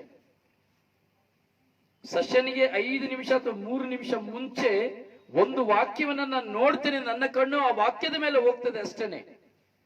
ಆ ವಾಕ್ಯ ನನ್ನಲ್ಲಿ ಸ್ಕ್ಯಾನ್ ಆಗ್ತದೆ. ಆ ವಾಕ್ಯ ನನ್ನಲ್ಲಿ ಸ್ಕ್ಯಾನ್ ಆಗಿ ಆ ಸ್ಕ್ಯಾನು ಆ ವಾಕ್ಯಗಳನ್ನ ಅನಾಲಿಸಿಸ್ ಮಾಡ್ತದೆ, ವಿವರಿಸ್ತದೆ. ನನ್ನದಲ್ಲ, ನನ್ನಿಂದ ಏನೂ ಇಲ್ಲ, ಇದು ಜೇಡಿ ಮಣ್ಣು. ನನಗೆ ಜ್ಞಾಪಕ ಶಕ್ತಿ ಎಂಬುದೇ ಇಲ್ಲ ಪ್ರಿಯರೇ. ಈಗ ನೀವು ನನಗೆ ಒಂದು ಫೋನ್ ನಂಬರ್ ಹೇಳಿದ್ರು ಸಹ 1-2 ಸೆಕೆಂಡ್ ಅಲ್ಲಿ ಅದು ಮರ್ತೋಗ್ತೇನೆ. 2 ಸೆಕೆಂಡ್ಸ್ ಅಲ್ಲಿ. ನಿಮಗೆ ಗೊತ್ತಿಲ್ಲ ನಾನು ಎಷ್ಟು ಜ್ಞಾಪಕ ಶಕ್ತಿ ಕೊರತೆಯುಳ್ಳವನು ಅಂದ್ರೆ ಅಷ್ಟು ಜ್ಞಾಪಕ ಶಕ್ತಿ ಕೊರತೆಯುಳ್ಳವನು. ಆದರೆ ದೇವರ ವಾಕ್ಯ ಎಂದು ನಾನು ನಿಲ್ಲುವಾಗ ಈ ವಾಕ್ಯಗಳು ಎಲ್ಲಿಂದ, ಹೇಗೆ, ಯಾವ ಸಮಯಕ್ಕೆ, ಯಾವ ಕ್ಷಣದಲ್ಲಿ, ಯಾವುದಕ್ಕೆ ಉದಾಹರಣೆಗೆ, ಯಾವ ರೀತಿಯಾಗಿ ನನ್ನೊಳಗೆ ಬರ್ತದೆ ಅಂತ ನನಗೆ ಗೊತ್ತಿಲ್ಲ. ಇದೇ ದೇವರ ಮಹತ್ವ. ಇದೇ ದೇವರ ಮಹತ್ವ.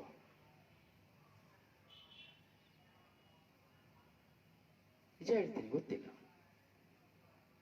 ಅಷ್ಟು ಜ್ಞಾಪಕ ಶಕ್ತಿ ಕಡಿಮೆ ನನಗೆ. ಆದರೆ ದೇವರ ವಾಕ್ಯ ಎಂದು ಹೇಳಬೇಕಾದರೆ,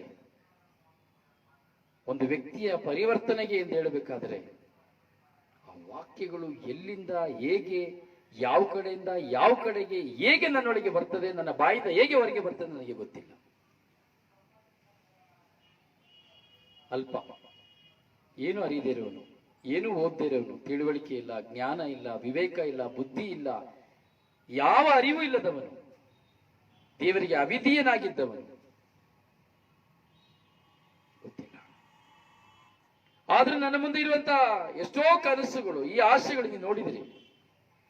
ಒಬ್ಬನೇ ಇಷ್ಟೂ ಕಾರ್ಯಗಳನ್ನ ನಾನು ಮಾಡ್ತಾ ಇದ್ದೇನೆ, ನನಗೆ ಯಾರ ಸಪೋರ್ಟ್ ಇಲ್ಲ, ಯಾರ ಹೆಲ್ಪ್ ಇಲ್ಲ, ನೀವು ಯಾರು ನಂಬುದಿಲ್ಲ. ಒಂದು ಧ್ಯಾನವನ್ನು ನಡೆಸಬೇಕು ಅಂದ್ರೆ ಸಹ 10 ಜನ 20 ಜನ ಸಪೋರ್ಟ್ ಮಾಡ್ತಾರೆ. ಆದರೆ ಈ ಸ್ವರ್ಗೀಯ ಯಾತ್ರೆಯಲ್ಲಿ ಯಾರು ನನಗೆ ಸಪೋರ್ಟ್ ಇಲ್ಲ. ನನ್ನ ಸೇವಾ ಜೀವನದಲ್ಲಿ ನನಗೆ ನಾನೇ ಸೇವಕ, ನನ್ನೊಳಗಿರುವ ಯೇಸುವೆ ಯಜಮಾನ, ನಾನೇ ಸೇವಕ. ನಿಮ್ಮ ಮುಂದೆ ನಾನು ಶುಭ ಸಂದೇಶವನ್ನು ಸಾರ್ತಾ ಇದ್ದೇನೆ.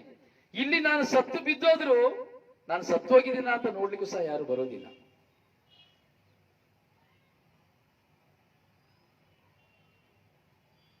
ಯಾಕೆ ಹೇಳ್ತಾ ಇದ್ದೀನಿ ಅಂದ್ರೆ, ವೈಯಕ್ತಿಕ ಜೀವನದಲ್ಲಿ ನಮ್ಮದೇ ಆದಂತ ಒಂದು ಗುರಿ ಉದ್ದೇಶ ಇದ್ದಾಗ ನಾವು ಯಾರನ್ನ ಹುಡುಕ್ಲಿಕ್ಕೆ ಆಗೋದಿಲ್ಲ, ಯಾರನ್ನ ಆಶ್ರಯಿಸ್ಕೊಳ್ಳಿಕ್ಕೆ ಆಗೋದಿಲ್ಲ. ಯಾಕಂದ್ರೆ ಅದೇ ದೇವರ ಚಿತ್ತ. ಏನೇ ಆದ್ರೂ ನಾವು ಮಾಡಬೇಕು ಅಂತ ದೇವರು ನಿನ್ನ ತೀರ್ಮಾನಿಸಿದ್ರೆ ನೀವು ಮಾಡ್ಲೇಬೇಕು. ದೈವ ಚಿತ್ತವನ್ನು ನೆರವೇರಿಸಬೇಕು ಅಂದ್ರೆ ನೀವು ಏನೇ ನೀವು ಯಾರಿದ್ರು ಎಲ್ಲಾದ್ರೂ ನಡೆಸಲೇಬೇಕು. ಆದ್ರೂ ಸಹ ಹಲವಾರು ವಿಧದಲ್ಲಿ ಉದಾರತೆಯ ಕರಗಳನ್ನು ಚಾಚುವಂತವರು ನೀವಿದ್ದೀರಿ.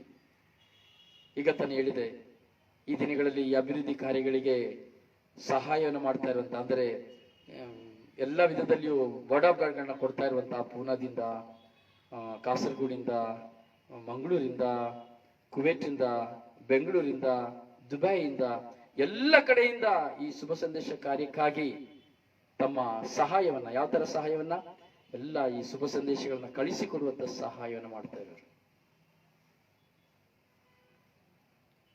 ಪ್ರಿಯ, ಇವತ್ತಿನ ನೀವು ಧ್ಯಾನವನ್ನು ನೀವು ತುಂಬಾ ಆಳವಾಗಿ ಧ್ಯಾನಿಸಬೇಕು. ಇದು ಎಷ್ಟು ಇನ್ಸ್ಪೈರ್ ಇವತ್ತಿನ ಧ್ಯಾನ ಅಂದ್ರೆ ನೀವು ನಿಜವಾಗಿಯೂ ಅರ್ಥ ಮಾಡ್ಕೊಳ್ಬೇಕು. ನಿಮ್ಮ ಬಲಹೀನತನ ಇಟ್ಕೊಂಡು ನೀವು ಕೊರಗಬಾರ್ದು, ನಿಮ್ಮ ಅವಿಧೇಯತೆಯನ್ನು ಇಟ್ಕೊಂಡು ಕೊರಗಬಾರ್ದು. ಬಲಹೀನತೆ ಅಲ್ಲ, ನಾನು ಹೇಳಿದೆ ಇವತ್ತಿಂದ ನೀವು ಬಲಹೀನತೆ ಅಂತ ಹೇಳಿಬಿಡಿ, ಅವಿಧೇಯತೆ ಎಂಬುದಾಗಿ ಮಾತ್ರ ಹೇಳಿ. ಡಿಸ್ಒಬಿಡಿಯನ್ಸ್. ಸರ್ವರು ತಮ್ಮ ಕರುಣೆಯನ್ನು ಸವಿಯುವಂತೆ ದೇವರು ಎಲ್ಲರನ್ನು ಅವಿಧೇಯತೆ ಎಂಬ ಬಂಧನಕ್ಕೆ ಒಳಪಡಿಸಿದ್ದಾರೆ. ಅವಿಧೇಯತೆ ನಮ್ಮ ಮುಂದೆ ಇರುವ ಕಾರಣದಿಂದಲೇ ನಾವು ವಿಧೇಯರಾಗಿ ಬಾಳ್ಲಿಕ್ಕೆ ಪ್ರಯತ್ನಿಸ್ತೇವೆ, ಪರಿವರ್ತನೆ ಹೊಂದುತ್ತೇವೆ. ಪ್ರಿಯ, ಪ್ರಾರ್ಥಿಸಿ. ಕನ್ನಡದಲ್ಲಿ ಈಗ ಆ್ಯಪ್ನ ಮಾಡ್ತಾ ಇದ್ದೀವಿ, ವಾಯ್ಸ್ ಆ್ಯಪ್ನ. ಇಂಟ್ರೆಸ್ಟ್ ಇದೆ, ನಾನೊಂದು ಕೋಆರ್ಡಿನೇಟ್ ಮಾಡಿ ನನ್ನ ಮುಖಾಂತರವಾಗಿ ನಾನು ಬ್ರದರ್ ಈ ಸ್ವರ್ಗೀಯ ಯಾತ್ರೆಗೆ ನಾನು ಕೋಆರ್ಡಿನೇಟ್ ಆಗಿ ಕನ್ನಡದಲ್ಲಿ ಬೈಬಲ್ ಆ್ಯಪ್ನ ಮಾಡಲಿಕ್ಕೆ ನಾನು ಸಹಕಾರವನ್ನು ಕೊಡ್ತೇನೆ ಎನ್ನುವರು ದಯವಿಟ್ಟು ನನಗೆ ಕಾಲ್ ಮಾಡಿ. ನಾಚಿಕೆ ಪಡಬೇಡಿ, ಚಿಂತೆ ಮಾಡಬೇಡಿ, ಭಯ ಪಡಬೇಡಿ. ದೈವ ಕರೆ ನಿಮ್ಮಲ್ಲಿದ್ದರೆ ಬನ್ನಿ, ದೇವರ ಸಾಮ್ರಾಜ್ಯವನ್ನು ಕಟ್ಟೋಣ, ಪ್ರತಿಯೊಬ್ಬರು ದೇವರನ್ನ ಕಂಡುಕೊಳ್ಳುವಂತೆ ಮಾಡೋಣ. ಹಾಗೆ ಡಿವೈನ್ ಮರ್ಸಿ ಜಪಸ್ವರವನ್ನ ಲೈವ್ ಆಗಿ ಕೊಡಬೇಕು ಅನ್ನೋರು, ಕೋಆರ್ಡಿನೇಟ್ ಮಾಡೋರು, ನಿಮ್ಮ ಊರಿನಲ್ಲಿ ಕೋಆರ್ಡಿನೇಟ್ ಮಾಡ್ತೀರಿ ಅನ್ನೋದಾದ್ರೆ ನೀವು ಯಾವ ದೇಶದಲ್ಲಿ ಇದ್ರು ಸರಿನೇ, ಬನ್ನಿ, ಕಾಂಟ್ಯಾಕ್ಟ್ ಮಾಡಿ. ಸಾಯುವಷ್ಟರಲ್ಲಿ ಒಳ್ಳೇದು ಮಾಡಬೇಕು. ನಾವು ಬರೀ ತಿನ್ನೋದು ಉಣ್ಣೋದು ಕೆಲಸ ಮಾಡೋದಿಲ್ಲ, ದೇವರ ಸಾಮ್ರಾಜ್ಯಕ್ಕಾಗಿ ಏನಾದರೂ ಮಾಡಬೇಕು. ಬನ್ನಿ, ದೇವರ ಸಾಮ್ರಾಜ್ಯವನ್ನು ಕಟ್ಟುವ, ಪ್ರತಿಯೊಬ್ಬರನ್ನ ಸ್ವರ್ಗೀಯ ಯಾತ್ರೆಗೆ ಕರೆದುಕೊಂಡು ಹೋಗುವ. ದೇವರು ನಿಮ್ಮನ್ನು ಆಶೀರ್ವದಿಸಲಿ. ಎಲ್ಲ ಸೇವಾ ಕಾರ್ಯಕ್ಕಾಗಿ ನನಗಾಗಿ ಪ್ರಾರ್ಥಿಸಿ. ದೇವರು ನಿಮ್ಮನ್ನು ಆಶೀರ್ವದಿಸಲಿ. ನಿಮ್ಮ ಸೇವಕ ಬ್ರದರ್ ರೊಜಾರಿಯೋ ಪಾಂಡವಪುರ.